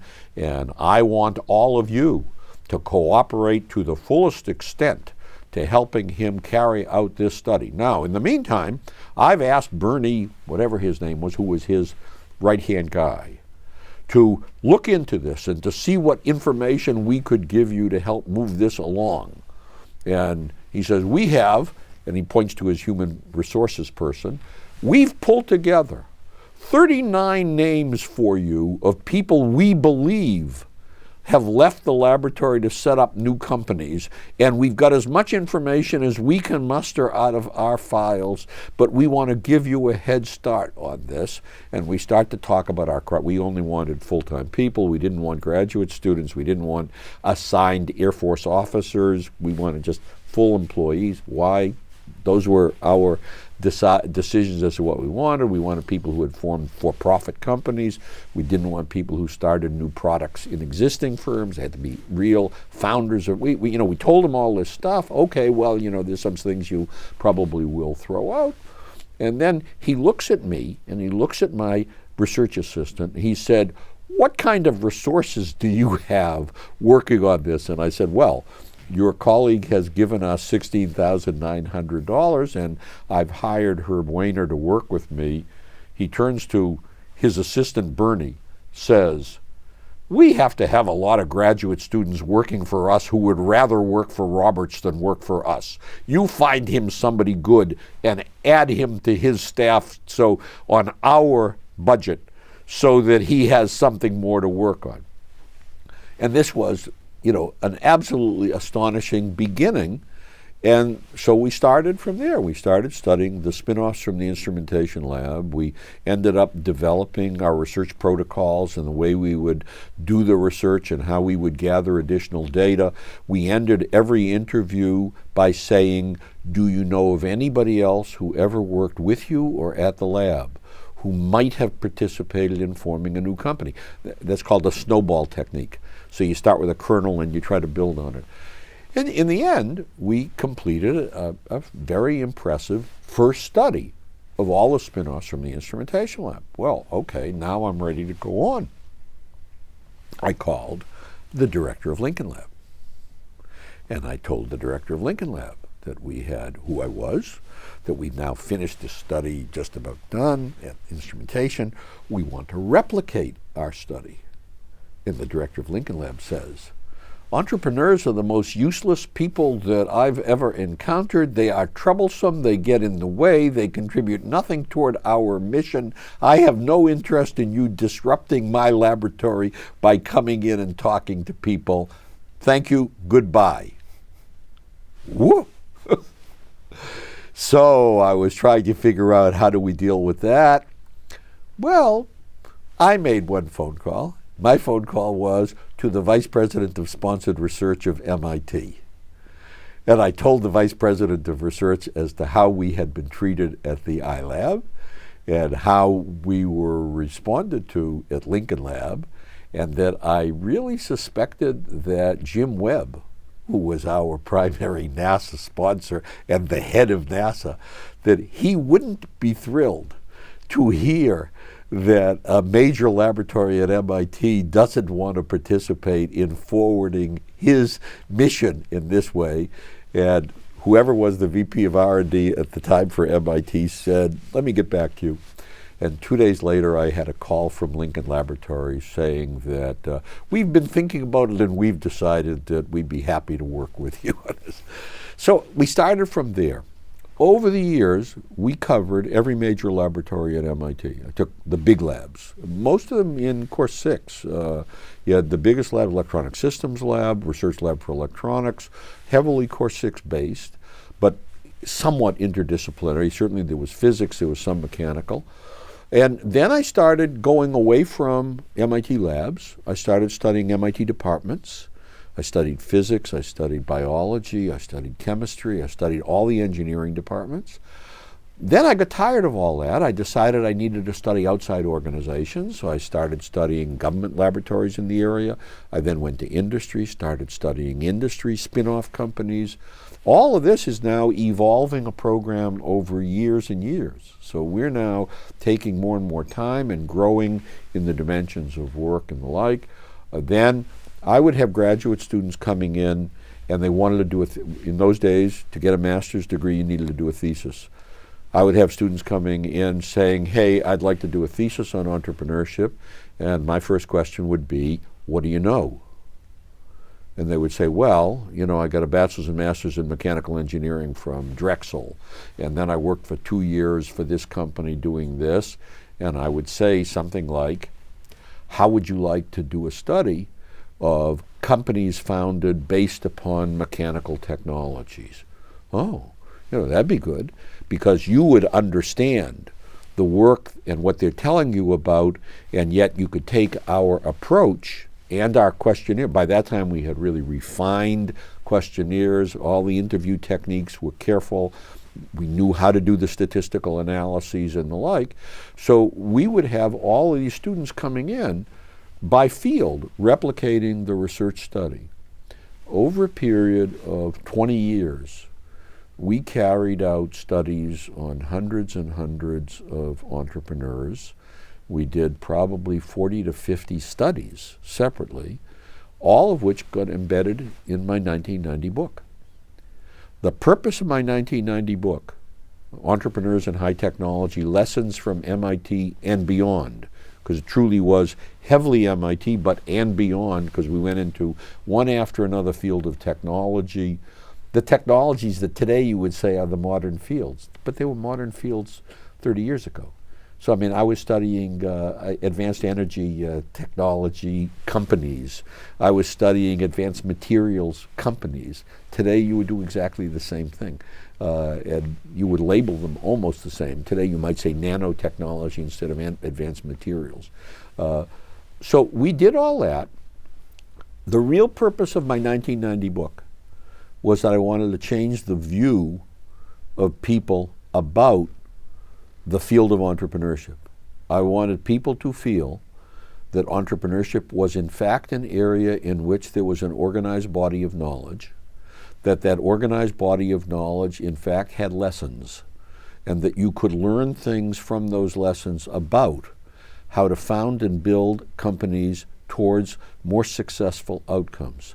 So the title of the book was explicitly what were my goals, lessons from MIT and beyond. In 1990, if somebody goes back and does a literature review and looks at what was the state of the art of literature in high technology entrepreneurship, they would find that there was just about no literature. There were very few people. I knew all the people in the country who had by then started doing work in the field. There were probably 2 or 3 other people around the United States. By the way, nobody at Stanford yet. Now Stanford has a very good group. At that time, there was a guy from Indiana studying Silicon Valley. There was nobody from Silicon Valley studying Silicon Valley. And so you had a non-existent field of study. As a field of practice, people have been entrepreneurs for thousands and thousands of years. But as a field of research and organized knowledge, the field didn't exist. So to me, this was again a really exciting enterprise of my own. At the time I started, 1964, I had just started my own first company. Now, my own first company was a consulting company in system dynamics. And it came from my frustration that system dynamics was too academic and not adequately practical. And so I approached one of the other 2 guys that came from electrical engineering with me, Jack Pugh. Jack was a doctoral student and a research associate at the time. And I convinced Jack Pugh that in order to make system dynamics practical, we needed to have a company that was going to help the outside world to do system dynamics. We needed to consult for large government organizations and large companies to help them to do systems dynamics work. And Jack agreed, and we started Pugh Roberts Associates as a system dynamics consulting firm. That was 63. In 64, we were already well underway in our R&D management. So lo and behold, instead of getting jobs coming in just to help people with modeling, I was having people say, but we'd like you to help us with our organization of research and development, and in particular, with how we're transferring research results from corporate research labs into operating divisions, which became a specialty area of ours. So gradually, Pugh Roberts started to build. I was never full-time. It was always the place where I did my consulting. As Pugh Roberts started to build, and as we began hiring people, we only hired MIT graduates. So we began building an organization of MIT graduates, largely initially system dynamics people, and gradually moving into R&D management as well. We built a two-divisional consulting company, one that did what we called strategic modeling, system dynamics, and one that we did management of technology and innovation consulting. We ran that company. I was CEO and president. This is an issue today. In that time period, in the beginning, it wasn't an issue. It was okay, but it was just a consulting company. We ran that company till 1990, from 1963 to 1990. And in 1990, we sold the company to a very large British firm, PA Consulting Group, which had about 2,500 people worldwide and no MIT employees. And so we gave them their first 45 MIT employees by their purchase of Pew Roberts Associates. But, so I had started a company a year before I started research on entrepreneurship. One of the questions I ask of myself is, when was I really first interested in entrepreneurship? And I suspect that it comes out of working with my father. I suspect that. But I never suspected it in the sense of a positive feeling that I want to go build a big company. I mean, my father never had more than one truck. There's a lot of jokes I could tell you, but I could tell you about when we ran a seminar on entrepreneurship in the United Arab Emirates, and I find myself talking in an executive session to a very tall, white-robed guy who tells me that he's in charge of ground transport for Aramco. And I said, you mean you're in charge of all trucking and railroad movement of fuel oil from sources out to destinations? And he says, yes, that's my role. And I said, my father was in the same business. And he looks at me in shock. He says, really? Your father was in the same business?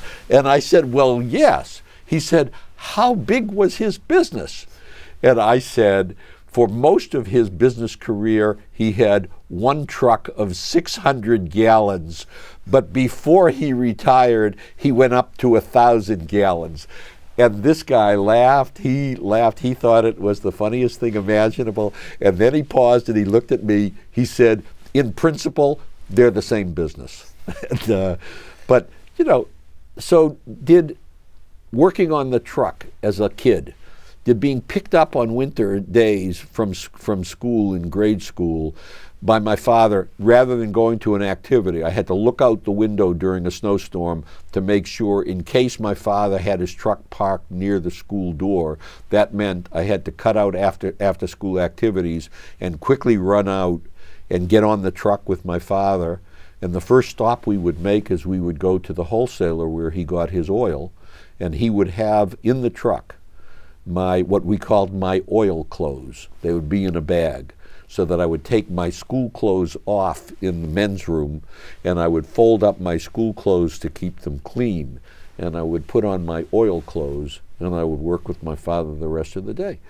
And during World War II, people today don't know anything about rationing and stamps, but we did. My sister and I would sit with my father at the kitchen table, pasting stamps onto sheets to turn into the OPA, I think it was. I think it was the Office of Price Administration, which regulated rationing.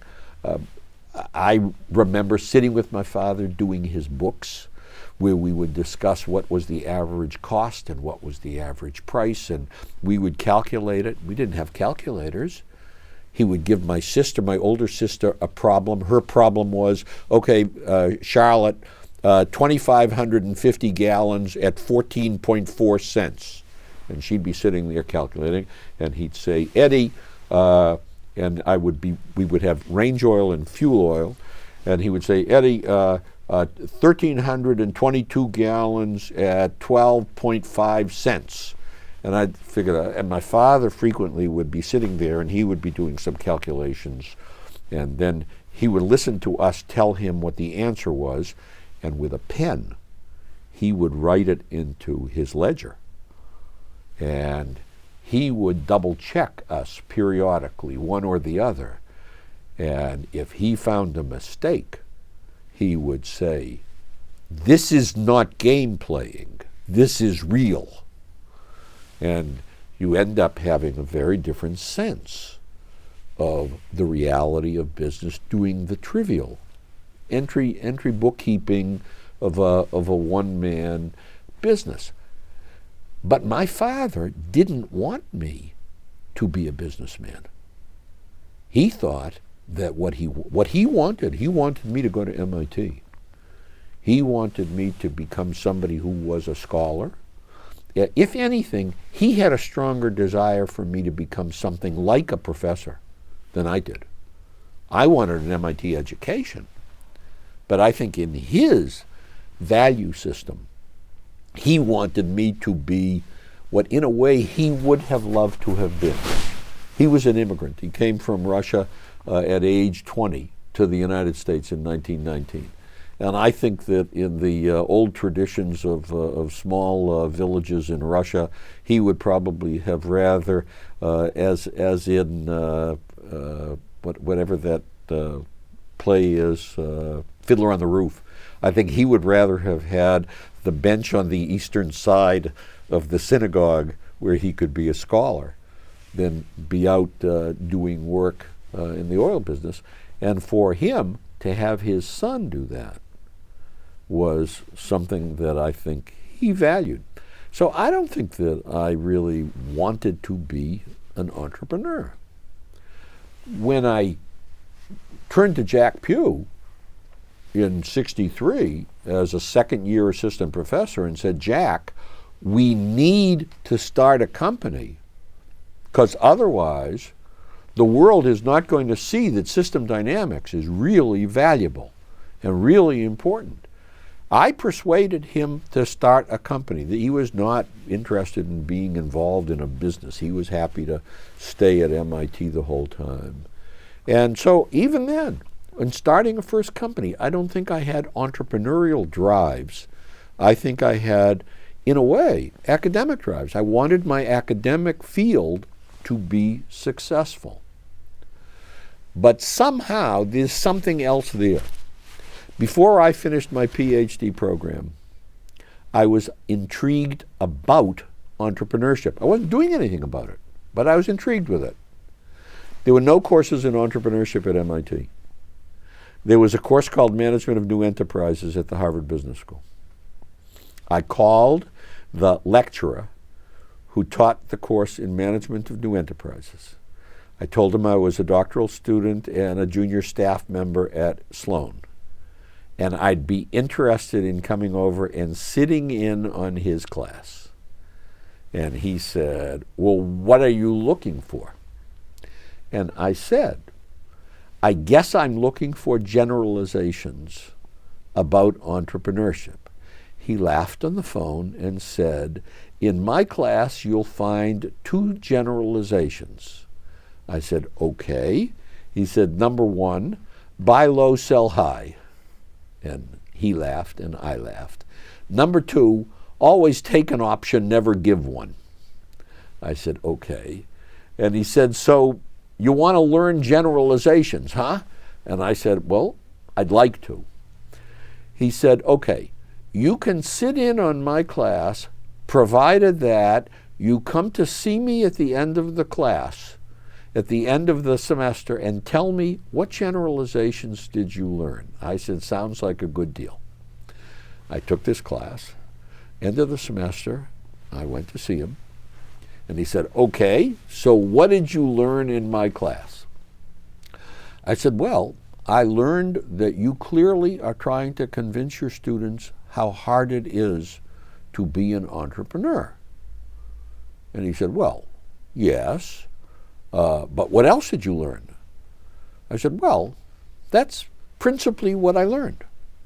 He said, "Well, when you say how hard it is," I said, "Well, most of the cases you described, Harvard Business School, standard, a case each class." I said, "Most of the cases you described were failures." He said, "What?" I said, "Most of the cases were failures." He said, "What do you mean most of the cases were failures?" I said, "Well, I don't know. You had 3 cases that were real successes, and I mentioned the 3 cases. And he said, well, what about, and mentions 3 more. And I said, well, those were not terribly impressive. I mean, that was rather insignificant. And he looked at me and he said, really? I said, well, I don't know anything about this. That's how I perceived this, that must be your main point, that students shouldn't go into entrepreneurship unless they're really dedicated, because by and large they'll fail.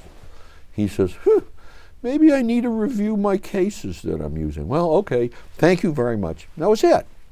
So my total formal education in entrepreneurship was this one course I sat in on the Harvard Business School, which clearly had not taught me very much. And I think that it was the excitement of getting involved with the research project funded by the MIT Aerospace Research Center that began to get me into repeated face-to-face encounters with highly stimulated, intelligent people who were taking on tough tasks, really focusing heavily on challenge.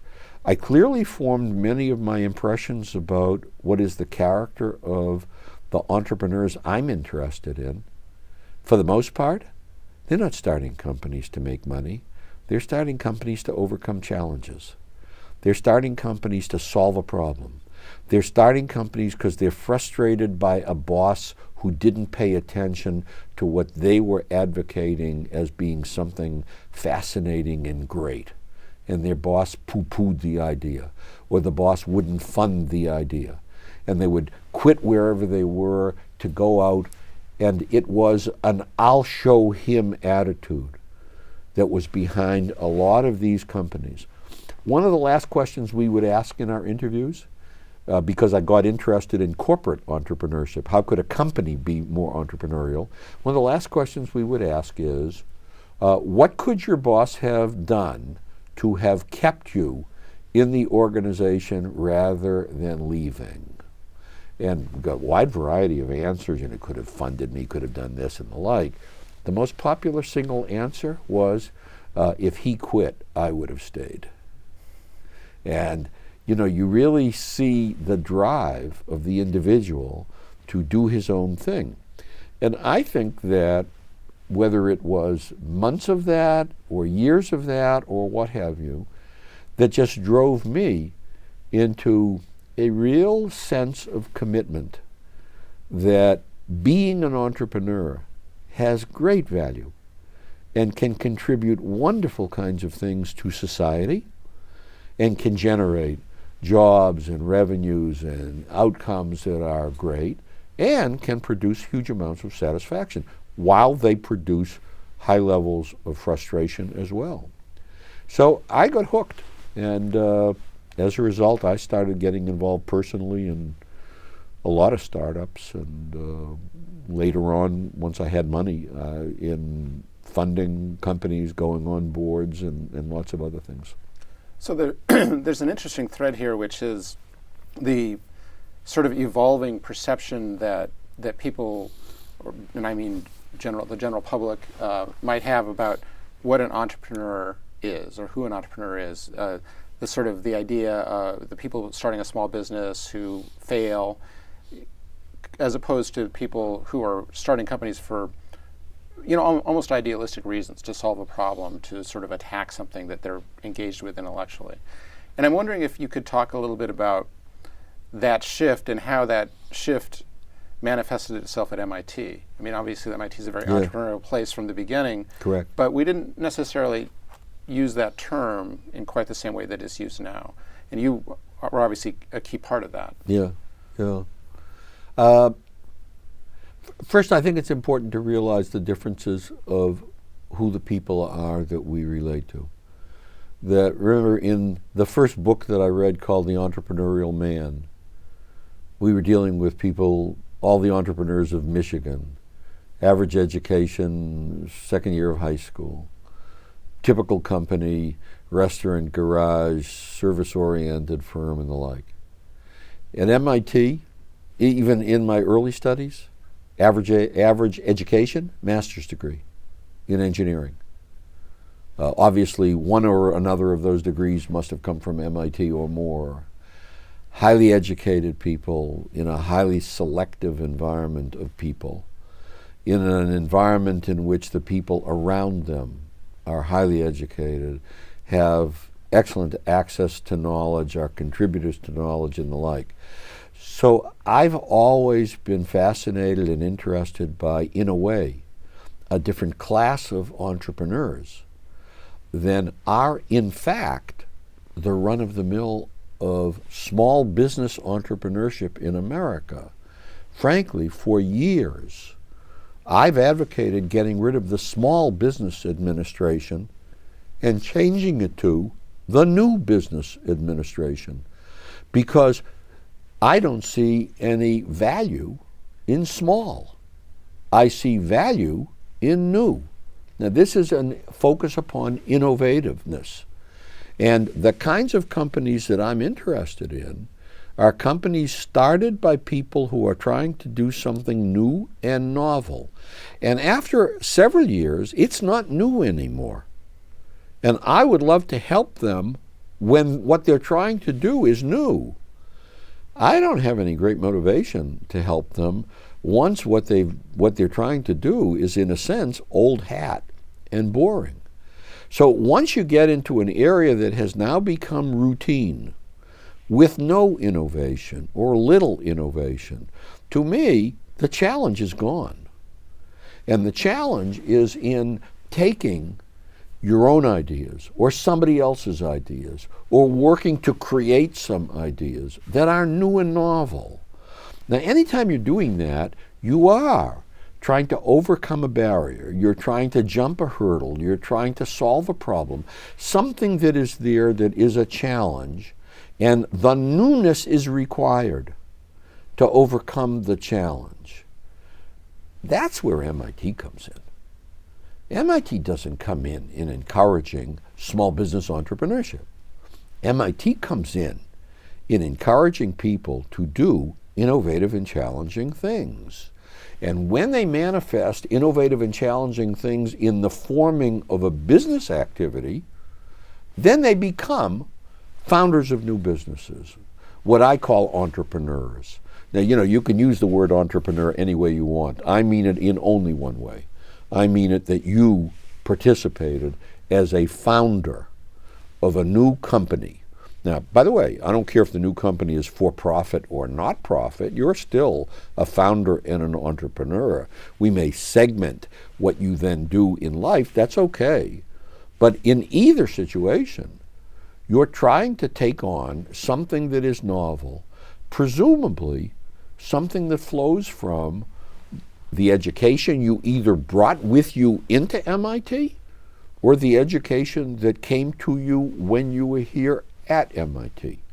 It's something that could be taking place with faculty or staff. It's something that certainly takes place heavily, and by the way, numerically, primarily with students and alumni. So, I mean, the data are very clear. MIT does a great job, the greatest in the country, of licensing technology coming out of MIT to startup companies. On average, over the last 10, 15 years, 25 new companies a year are started with licensed technology from MIT, coming out of MIT research labs and heavy investment and the like. That's great, and it's number one in the United States, number one in the world. And 1,000 MIT alumni every year start companies. So we're contrasting 25 companies licensing technology from MIT coming from our labs out, and 1,000 companies a year started by MIT alumni who've been educated here, groomed here, who came in really talented when they entered, more talented and better informed when they left, and hopefully we imparted to them a spirit that taking ideas forward and manifesting those ideas in some way. And I'm only studying formation of new companies. I used to study formation of new products. So I used to study innovation inside of existing organizations, and I studied what I called internal entrepreneurs. I studied people in large firms that were behind the creation of new product divisions and new business lines and the like.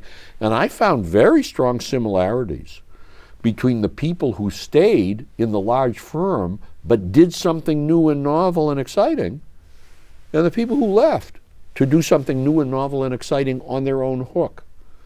Now, I personally find it more interesting to be studying the ones that are going out on their own, in some ways because it's even more difficult.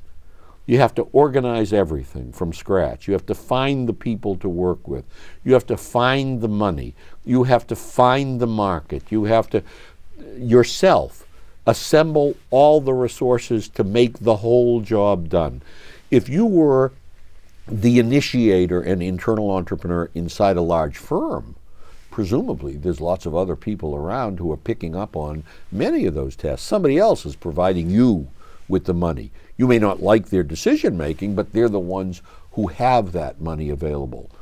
If you're on your own, you've got to figure out who in the world is willing to invest in your crazy idea. Where do you find that person? What do you have to do to entice them into a financial relationship with you? In the large firm, there's a marketing and sales organization. It may not be exactly ideal for what you want to do. That may be a problem. In your organization, there's no marketing and sales organization unless you've got a founding partner who brings those kinds of skills with you. If not, you better look for somebody to help you with those points of view. So I find the comparable challenges that one would see in getting something new off the ground in an existing organization to be in many ways dwarfed by similar and related challenges that manifest itself in setting up a new company.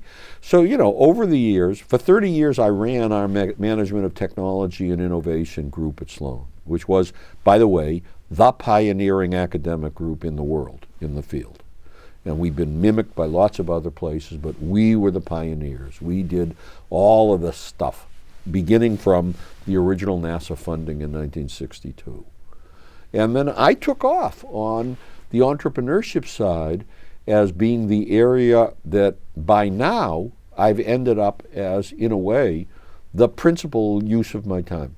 That I now am no longer doing corporate innovation and corporate entrepreneurship. I'm doing new company startups and the like. But, I said to you, I don't have any great thirst for sustaining small businesses, which the SBA does. I have great thirst. I think that you could take every program being run by the Small Business Administration and by slight amendments of words redirect it into dimensions that would promote far more significant economic growth and development in this country. We have a big small business innovation research program where every government agency that carries out $100 million or more of sponsored research is taxed. They have to set up a program to fund small business organizations. A small business organization is defined in magnitude of employees or dollars of revenues. I would get rid of all of that. I would change it to the new business innovation research program. And I would have them pursue the same goals, but in order to qualify, I don't know, less than 5 years old, less than so many people, trying to do something that is really going to be significant and innovative. And today, in this country, when we are focused on issues of jobs and job creation and competition on a global basis, I really think that a relatively small shift of terminology, with whatever that shift would now do for you in your thinking process, could actually lead to dramatic changes in economic outcomes and economic benefits for the country. So let's talk a little bit about what is now known as the MIT Entrepreneurial Ecosystem. Right. There was a time when that concept would have been meaningless to people here. Correct. Let's talk about how that formed and why it's been successful. What its moving parts are. Yeah. So first, it's clear William Barton Rogers started it off.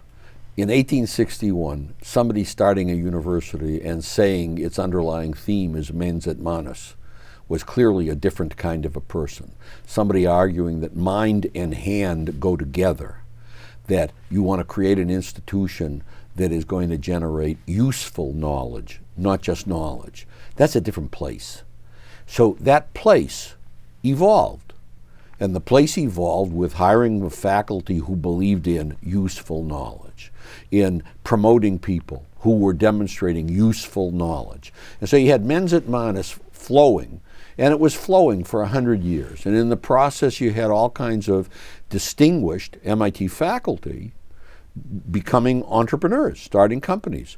So, everybody remembers, or a lot of people remember, Arthur D. Little as a distinguished global technology consulting company. They don't know that Arthur D. Hahn Little was chairman of the chemistry department at MIT.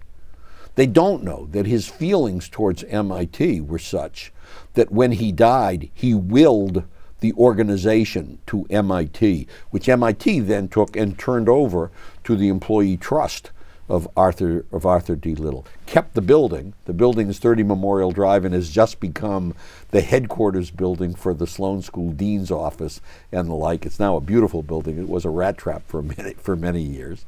But if you go look at this, you find a long history of people who were not doing anything institutionally unique, but were behaving differently. And you can see it in all the old examples. Bolt, Beranek, and Newman were the acoustics lab, then became a consulting firm. And Bolt, Beranek, and Newman became a lead acoustics firm.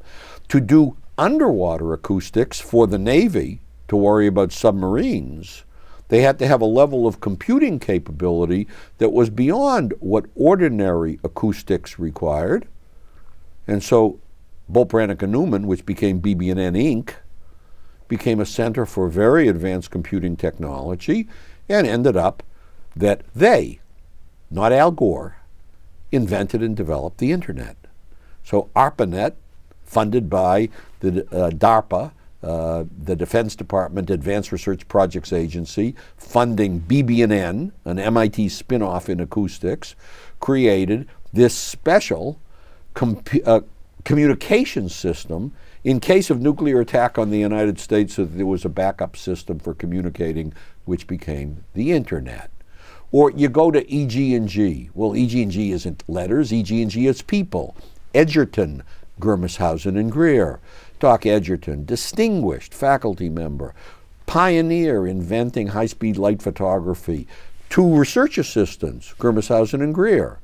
Consulting firm growing because of wartime efforts into a major multi-billion-dollar electronics company. Then you go post-war, and you find suddenly it's no longer just professors, although some professors doing very interesting product stuff. Amar Bose, new generation of acoustics, trying to get better speakers because he liked better speakers, creating Bose Corporation, and not so incidentally, most recently, turning over the bulk of his stock to MIT as a donation, so that MIT has become the majority stockholder of a multi-billion-dollar great corporation. Or you now turn to mere engineers coming out of MIT, like Harlan Anderson and Ken Olson, who were working together at Lincoln Laboratory and took Lincoln Lab technology and brought it to the market and created Digital Equipment Corporation and built a company that peaked at about $14 billion in revenues before eventually selling out to Hewlett-Packard. So you have a long history without institutions. And I mean that there was nothing formal going on at MIT that said, here's a flag that says entrepreneurship. Rather, it was embedded in a value system. It was embedded in belief structures. It was embedded in attitudes, nothing else. In the 60s, the MIT Alumni Association decided that it would be a nice idea, possibly, to create a seminar program aimed at alumni who are interested in starting new companies. And I was one of 8 people. I was the only faculty member that was on this committee in 1965 or 6 or 7. And our task was to create the MIT Young Alumni Entrepreneurship Seminar. We worked on putting together a seminar program that was going to be a weekend. Each of the sessions was going to be run by an MIT alum. Somebody would handle the marketing, somebody would handle the finance, somebody would handle something else. And we were going to do this, and we had no idea whether there was going to be interest by alumni in this seminar. Consequently, we sent out our brochure advertising the program, inviting people to come. I think the charge was maybe $35, including lunches or what have you. This was big bucks. We told them the dates and MIT. We didn't tell them which room at MIT because we were nervous about committing ourselves to a size of room, since if we only had a few people show up, it would be very embarrassing if we were in an overly large room. We sent it, based on my research, to alumni in the classes 5 years to 15 years away from MIT, because that was the hot spot in terms of new company formation according to my data. When enrollment passed 300, we decided we had discovered something. We cut off enrollment. We eventually had 325 people attend the seminar in Kresge Auditorium. We announced that there would be another session that would duplicate this 6 months later, and we began planning a nationwide rollout. The nationwide rollout was the same program, organized in each city across the United States with MIT local alumni, same pattern. Some local alumnus handling the finance sessions, some local alumnus handling manufacturing, somebody doing product development. I keynoted every one of those sessions. We did 8 sessions over 3 years across the country, and we had 3,000 MIT alumni attend the Young Alumni Seminar Series of the MIT Alumni Association. First thing done ever that I've been able to find by any part of the institution that was explicitly attempting to stimulate entrepreneurship and targeting alumni. Okay, things happened. The MIT Enterprise Forum was the local Cambridge response to the alumni series. We didn't know that it was other than a local thing, so it was called the MIT Enterprise Forum. And the Enterprise Forum was alumni, helping alumni in starting companies and getting off the ground by providing nurturing and counsel and what have you. We didn't realize that we had to later add of Cambridge. So MIT Alumni and Enterprise Forum of Cambridge became the first one, because now there's 26 of them, and they're all over the world. MIT Enterprise Forums, aimed at stimulating entrepreneurship all over the world by MIT alumni, first for MIT alumni, but now the majority of membership in every one of those clubs is non-MIT. So now it's MIT institutionally encouraging entrepreneurship globally via the method of the Enterprise Forum. Okay, still very little inside MIT. Inside MIT, one course, a replica of the course I told you about that I took at the Harvard Business School. The course at MIT was called New Enterprises, started by an MIT alumnus who returned to MIT after serving in the government as Assistant Secretary for R&D of the U.S. Army under Eisenhower, finished his role, had sold off a successful company, came to the dean of the Sloan School and said, I'd like to do some free teaching about entrepreneurship, and started our first course, New Enterprises. That course still exists, same name, same number that was started way back when. Okay, still not very much. One course, no student activities, no institutional premises. In 1990, I went to Lester Thoreau, who was dean of the Sloan School, and I said, Lester, I want to create an MIT Entrepreneurship Center. And I had a proposal. Lester said, why do I want to get involved with those kinds of people? And I said, what does that mean? Who are those kinds of, well, you know, it's messy stuff, and it's people who are doing all these kinds of things. I said, wait a minute, Lester, I've read some of your books, and you preach that entrepreneurship is the heartbeat of the American economy, and that's the basis that differentiates the United States from the rest of the world. Lester laughs and says, don't believe everything you read. And I said, well, okay, but I really think this is a good thing. And he says, and what do you mean MIT Entrepreneurship Center? You know, you're in the Sloan School. And I said, yeah, but the entrepreneurship is not in the Sloan School. The entrepreneurship is across the whole place. And if we want to capture this field, you got to be in the majority market, not the minority market. So we got to create something that crosses all over MIT. And he says, well, I don't know about this. And then he looks at me, he says, who besides you thinks this is a good idea? And I said, that's a good question. I lean over, grab my proposal off his desk, and I said, I'll be back. By that time, 1990, I was a very senior full professor. I certainly wasn't scared of dealing with or fighting with deans. And Lester got his tenure 1 year after I did. So we were good friends for a long time. I came back a month later, had my appointment, flipped the proposal to him on his desk. I said, don't bother rereading it, just turn to the last page. He looks at me, looks at the thing, flips to the last page. It's a signature page. And the signature page is the heads of each functional group in the Sloan School signing off on the proposal to create this. And Lester says, well, okay, so what are we going to do next? And there we were. So now, 1990, first major institution that we are going to start, an MIT Entrepreneurship Center. One course. No student clubs that are meaningful. There's a couple of little clubs that have 20 students each in it, one in engineering and one in Sloan, but nothing meaningful taking place. 15 years later, 30 courses in entrepreneurship. We had one part-time faculty member in 1990 in entrepreneurship, me, part-time because I was working on plenty of other things besides entrepreneurship. Today we have 20 faculty members.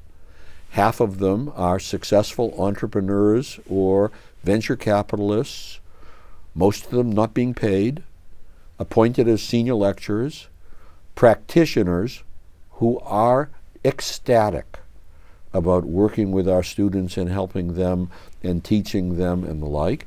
Half of the 20 are academics from lots of different fields. Some we've recruited in. Some have transformed themselves. They've been faculty in other areas and have decided entrepreneurship is an intriguing aspect of their own field of endeavor. Rick Locke. Rick Locke was a political science guy who focused on international management activities. Rick Locke came to me and said, what you guys are doing in entrepreneurship is neat. How can I get involved? And we started talking about how a full professor with strong background, but not in entrepreneurship, what kinds of things he might do to start to look at the international aspects of entrepreneurship. He became a very critical contributor. Or alternatively, people like Fiona Murray, whom I hired directly out of her PhD program. She was a one-year assistant professor at Oxford. We brought her in, and she's our guru on the life sciences and entrepreneurship. Or Antoinette Shore. Antoinette Shore was the hottest person in the finance market coming out of University of Chicago. And the head of finance came running into my office. Ed, do you think that you can convince the dean that we could support two sections in entrepreneurial finance? I said, why? He said, the hottest person in the finance market says she will only come here if she can teach the class that she was assistant to at University of Chicago under Steve Kaplan. This was Antoinette Shore. And I said, as far as I know, the Harvard Business School has 5 sections of entrepreneurial finance. We ought to be able to justify 2 sections. So sure, I'll go in the dean's office with you and fight for this appointment. So over time, we have built the faculty and their courses In 1990, the same year we started, we announced the Entrepreneurship Center. We didn't announce it with any flurry. There wasn't any trumpet sounding. We were going to do something, but it wasn't clear. 3 kids show up in my office, and they tell me that they want to start a business plan competition at MIT to get students involved in proposing new business ideas, and they're calling it the 10K business plan competition because they want to have a first prize of $10,000. And they're working on getting this thing underway, and they're working on trying to find the money, and they heard that I was now starting up this new entrepreneurship center, and maybe I can help them. And I grilled them on what it was that they wanted to do, how they were doing it, what they were doing to entice students to come in with business plans. And I said, I'll make a deal with you guys. You focus on building the organization. I'll find you the money. And they weren't so sure that they trusted me to find the money. They went off and they started working on bringing people together. They ended up getting 45 plans submitted in the very first year of the 10K. I had it easy. I made one telephone call. I called David Morgenthaler, an MIT alum who was running Morgenthaler Capital, a venture capital firm in Cleveland, not in Route 128 and not in Silicon Valley, in Cleveland. And David was an old friend. David used to come up and talk to me about entrepreneurship since I started my studies in the early 60s. This is now 1990. We knew each other for a long time. I said, David, and I described to him what the 3 kids told me. He says, that's really interesting. That's a great thing. Something that's very important. Entrepreneurs love entrepreneurs. And they love entrepreneuring, and they love entrepreneurship. That's what they really love. So David says, hey, that's terrific. So I suppose you're calling me to see if I'll give you the $10,000. I said, David, I am calling you for that, but I want to warn you in advance. He says, oh? I said, I'm going to call you again next year. He says, aha, so you're looking for $20,000. I said, well, frankly, I really would be more comfortable if we had $30,000, because if I could tell these kids that we've got 3 years worth of funding for them, they really could focus on planning the build out of the organization, and it would be great. He said, so you're looking for 30. I said, David, I'm looking for 30 for them. He said, oh? Well, what else is there? I said, we just started this entrepreneurship center. I don't have any research money. He said, oh, really? He says, and what can I do for you? I said, well, you know, you could do anything for me if you wanted to, but how's about 45? He says, so 75,000? I said, your MIT skills are marvelous. Yeah, 75,000 would be wonderful. And he said, to whom do I make the check payable? By the way, since then, David Morgenthaler has endowed a professorship in entrepreneurship, has endowed a research fund in entrepreneurship at MIT, and has been one of our loyal supporters for many years. But we started the 10K. Well, several years later, we had the, unfortunately, widow of an MIT alumni successful entrepreneur come in and say they thought it was time to step up the 10K. And I said, what do you have in mind? They said, we would like, in honor of my husband, son's father, we'd like to give you $50,000 a year for the prize for the business plan competition. I said, you know, it's really wonderful of you, but I have a problem. David Morgenthaler's been very loyal and very supportive. I really need to talk to David. I called David up the next day. I told him what the situation was. He said, Ed, sounds to me like I've been outbid. And suddenly we now had the 50K. And the 50K led to the 100K. And once we got to 100K, that was a nice number. And the students then decided they didn't want to change the name anymore. We are presently giving away close to $1 million a year in the 100K business plan competition.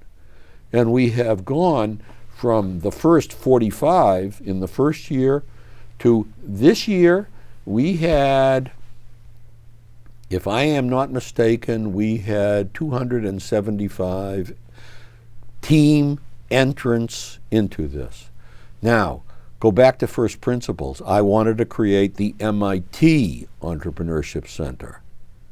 25% of the students involved in the 100K are from the engineering school.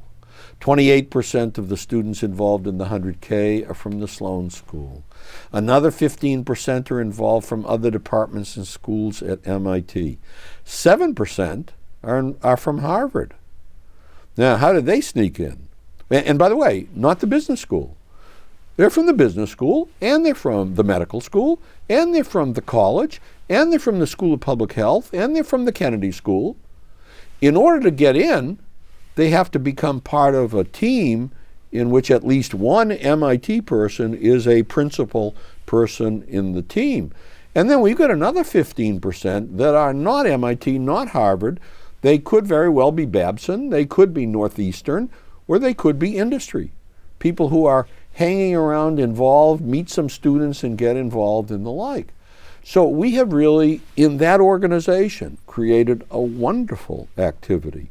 By the way, I think, and we have data now to demonstrate this, the 100K by itself is probably the single largest generator of specific MIT student-based business plans from the start of any other activity that is taking place. So if we're getting 275 business plans a year, and we're awarding 6 first prizes, one is a bigger first prize than the other, but we're awarding prizes in all these tracks, the 100K by itself is considerably bigger than the Technology Licensing Office in terms of the initiation of new companies. But the 100K was merely the manifestation of the first organization that spun out and that got created. But we now have, in the MIT Entrepreneurship Center physically, we have the Venture Capital Private Equity Club, the MIT Energy Club, Sustainability at MIT Club, MIT Sloan Entrepreneurs Club, MIT Clean Energy Club. We have all of these clubs, and in our new center, with wonderful idea paint on all the walls so that you can write all your plans, with glass walls throughout so that every student there can see everybody else who are there in their own activities, we have a series of cubicles that house every major student activity at MIT that relates to entrepreneurship. So we have, over the years, created a forum that has taken the student activists and given them a place where they come together on a regular basis at all hours of day or night. There is no lock on the door. There are no owned possessions sitting in those cubicles. Right behind all the cubicles is a large wall of lockers and drawers. Every one of the lockers and drawers has a key and has a sign on it as to who it belongs to. The students are, on average, 5 to 10 feet from all their possessions, which can be moved into their cubicle whenever they're coming together for a meeting. And for the most part, nobody erases anybody else's work on their walls. So what we've done in part, if we have really motivated, assembled, nurtured, instructed the students. To me, the key heartland has been what's happened since 1990, not what happened since 1967 in the outside world was to begin to create an external community in which MIT alumni were encouraged. The Enterprise Forum helped them out, created linkages into MIT. By the way, the first 3 years of the 10K, the finals were held at an annual meeting of the MIT Enterprise Forum, because the Enterprise Forum was the only MIT-associated organization that could pull together a large enough audience to be an audience for listening to a series of students presenting business plans. Now, the 100K performs on its own in Kresge Auditorium to an overflow crowd of hundreds and hundreds of people who are there to encourage their buddies, their friends, their classmates, and the like. So that's taken 20 years of growth and development of clubs and of courses. They've gone together, the clubs and the courses. It has not been 20 years since we had a physical space. It's been maybe 12 years that we were first given a physical space. Until then, we were a virtual organization. You know, my office and a secretary was the organization. And then we got some space. We hired Ken Morse to come in as managing director. Now we've hired Bill Owlett as managing director to succeed Ken. We now are no longer the MIT Entrepreneurship Center. For the past 2 months, we have become the Martin Trust Center for MIT Entrepreneurship. Same physical location, 50% larger, totally redone, and it's beautiful and wonderful. It's great. But Marty Trust, who is a Sloan School alum and very successful entrepreneur, contributed a significant amount of money to the Sloan School, toward our great new building, and toward endowing a much larger piece of the Entrepreneurship Center. So we have, for 2 months, changed our name, and so we are now the Martin Trust Center for MIT Entrepreneurship. So I think those have been very critical, and in my biased opinion, the most important things. Now, what else has happened in creating the ecosystem? 10 years ago, in the year 2000, MIT, as MIT Central, created the first institutional organization that you would say is part of this ecosystem, other than the Entrepreneurship Center, which had been created 10 years before. And 10 years ago, in the year 2000, we created the Venture Mentoring Service. The Venture Mentoring Service was created explicitly by the encouragement of the then dean, the then provost, Bob Brown. Bob Brown is now president of Boston University. Bob Brown talked to a prospective donor who wanted to give some money to help nurture MIT-based entrepreneurship. And they talked a lot about it. And the Entrepreneurship Center was involved in drafting the first drafts of what this organization could be. In the end, 2 major donors came in with, I believe, $2 million. The provost gave them space right under the dome in Building 10, and the Venture Mentoring Service was established, and it was established to assist any MIT undergraduate, graduate, student, alumnus, staff member, faculty member who has an idea for starting a new business. And the way they work is very straightforward. They have over the years assembled a wonderful group of mentors. Most, but not all, of the mentors are MIT alumni. They have now about 120 mentors. You, as someone with an idea, walks in to the VMS, to the Venture Mentoring Service, without an appointment, and you get treated as you would be treated if you walked into an emergency room as a hospital. The first person who talks to you is like a triage nurse in an emergency room. The job of the triage nurse is to figure out what kind of help do you need so that that person can route you to the right help for your need in the hospital. Same role in the Venture Mentoring Service. You come in, you get interviewed. You fill out a form discussing what it is you're interested in doing, and that person discusses with you what you're really trying to do, what kind of person could best help you, and now knowing the 120 mentors that they have, they will assign, not one anymore. They started assigning 1, now they assign 2 mentors to anybody coming in asking for help. Why 2? Because 2 is better than 1.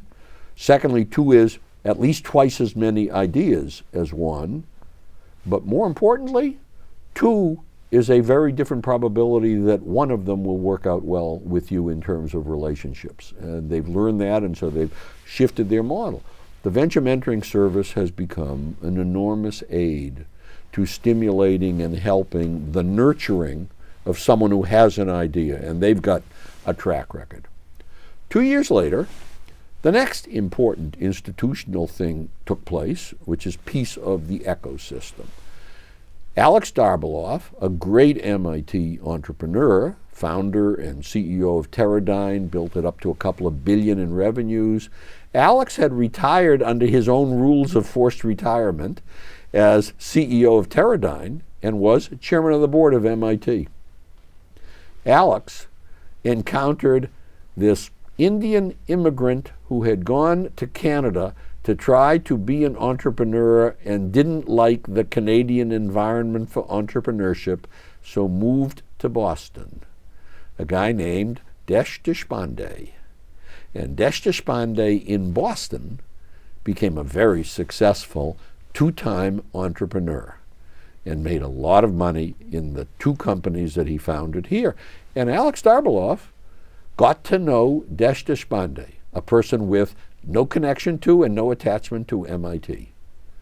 And Alex and Desh came up with the concept that they could create at MIT a research center that would fund MIT faculty research ideas that in particular had high probability of being commercialized as the basis of a new company.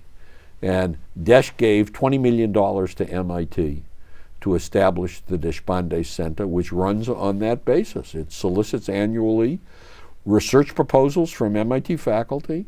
Its initial grant is $50,000. The later grant, if they still make progress, they can get up to $200,000 as a second grant. There are grants from Deshpande funding for this. The twist is that it isn't just a situation where senior MIT faculty are judging research proposals by other MIT faculty. The judging group certainly contains senior MIT faculty, but it also contains successful entrepreneurs and successful venture capitalists. So suddenly the criteria for giving somebody that $50,000 first grant is not only, is this an intriguing research idea by an MIT faculty member, but it's one that we think has the kinds of legs that it could become the basis for a new company when the research is much further along. And the Deshpande Center has become a great instrument.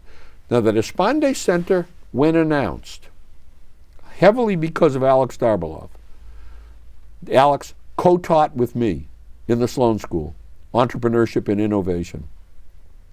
The announcement of the Deshpande Center said, the Deshpande Center will cooperate with the MIT Entrepreneurship Center in bringing students to bear on the research proposals funded in Deshpande to try to develop them into commercialization plans for movement out as new companies. And 2 years after Deshpande was set up, in 2004, when we now had stuff a little further along, we created what we call the Innovation Teams course.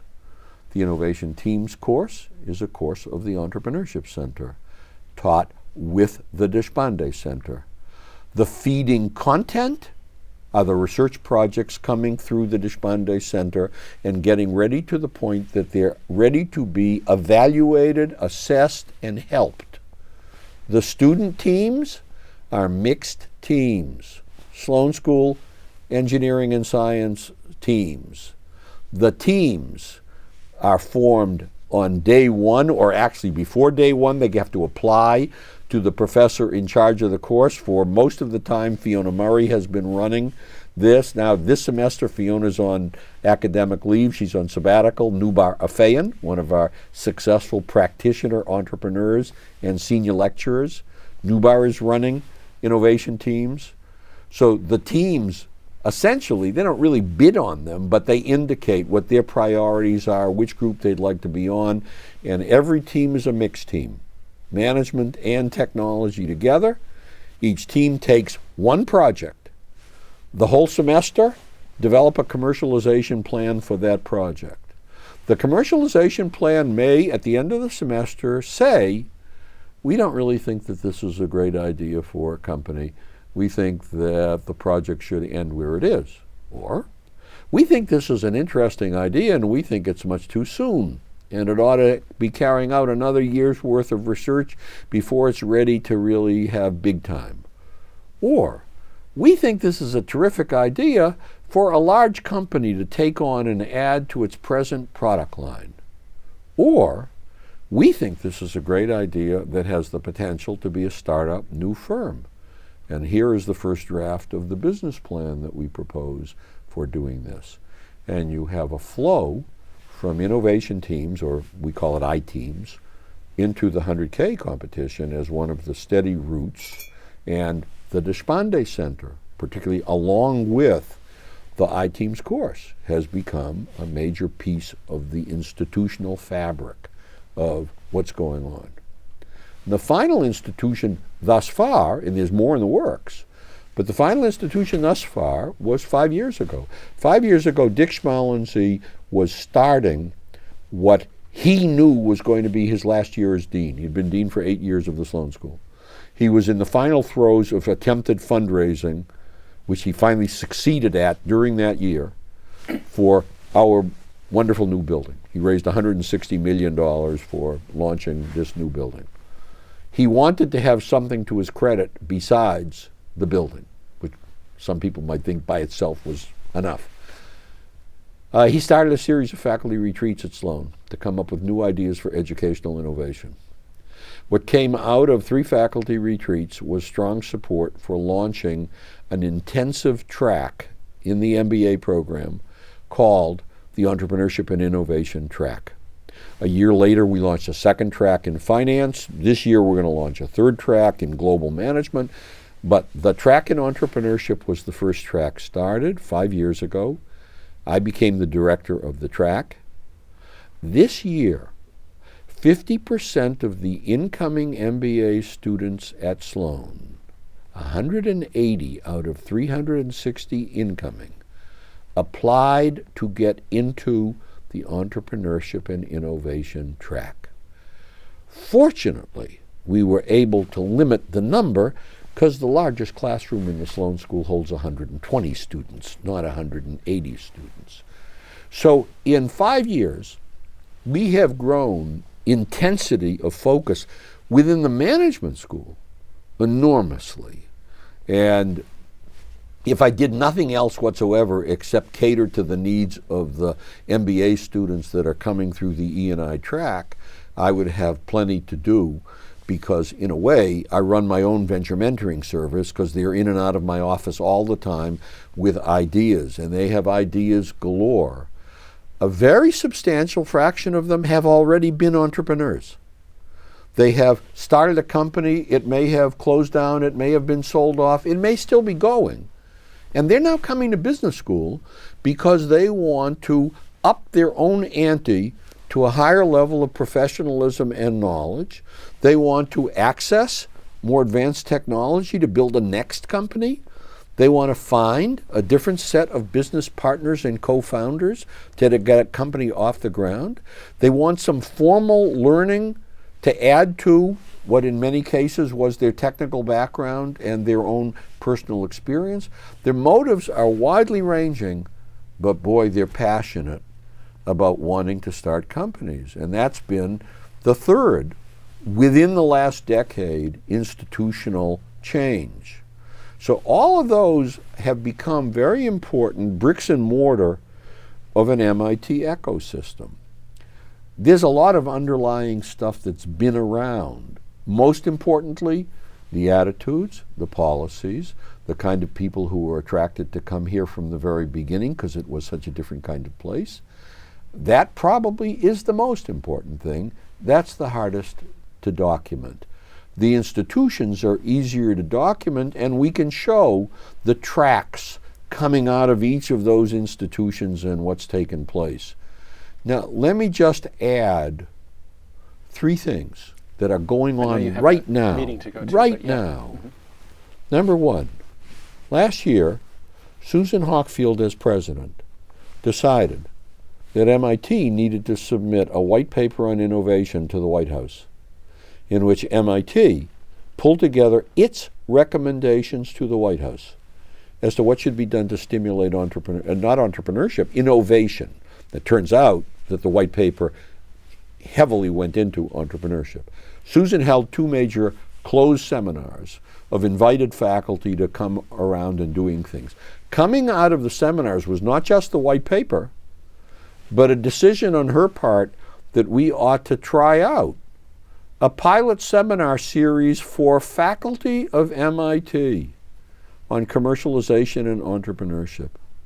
Last year, Fiona Murray and I, reporting to Claude Canizares, who is the VP, Associate Provost and VP of Research at MIT, ran an 8-session seminar series aimed at helping the MIT faculty to learn more about commercializing and entrepreneuring their own ideas.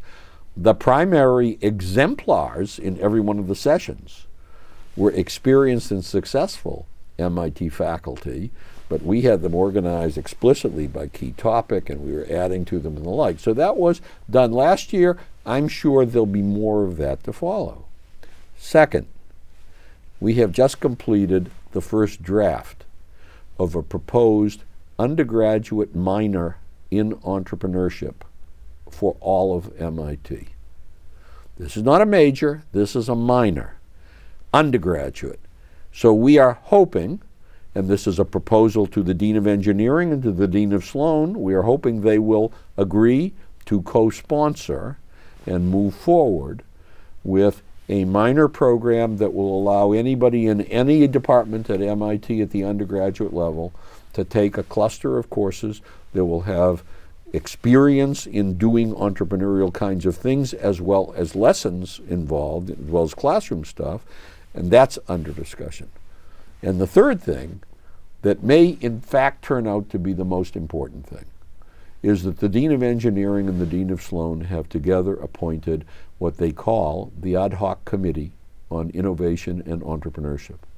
The Ad Hoc Committee is a very senior faculty committee to look across all of MIT, and by April of this year, so we've got another 4 months or 3 months to work, come up with recommendations for what should MIT be doing across the board to further stimulate entrepreneurship and innovation at MIT at all levels.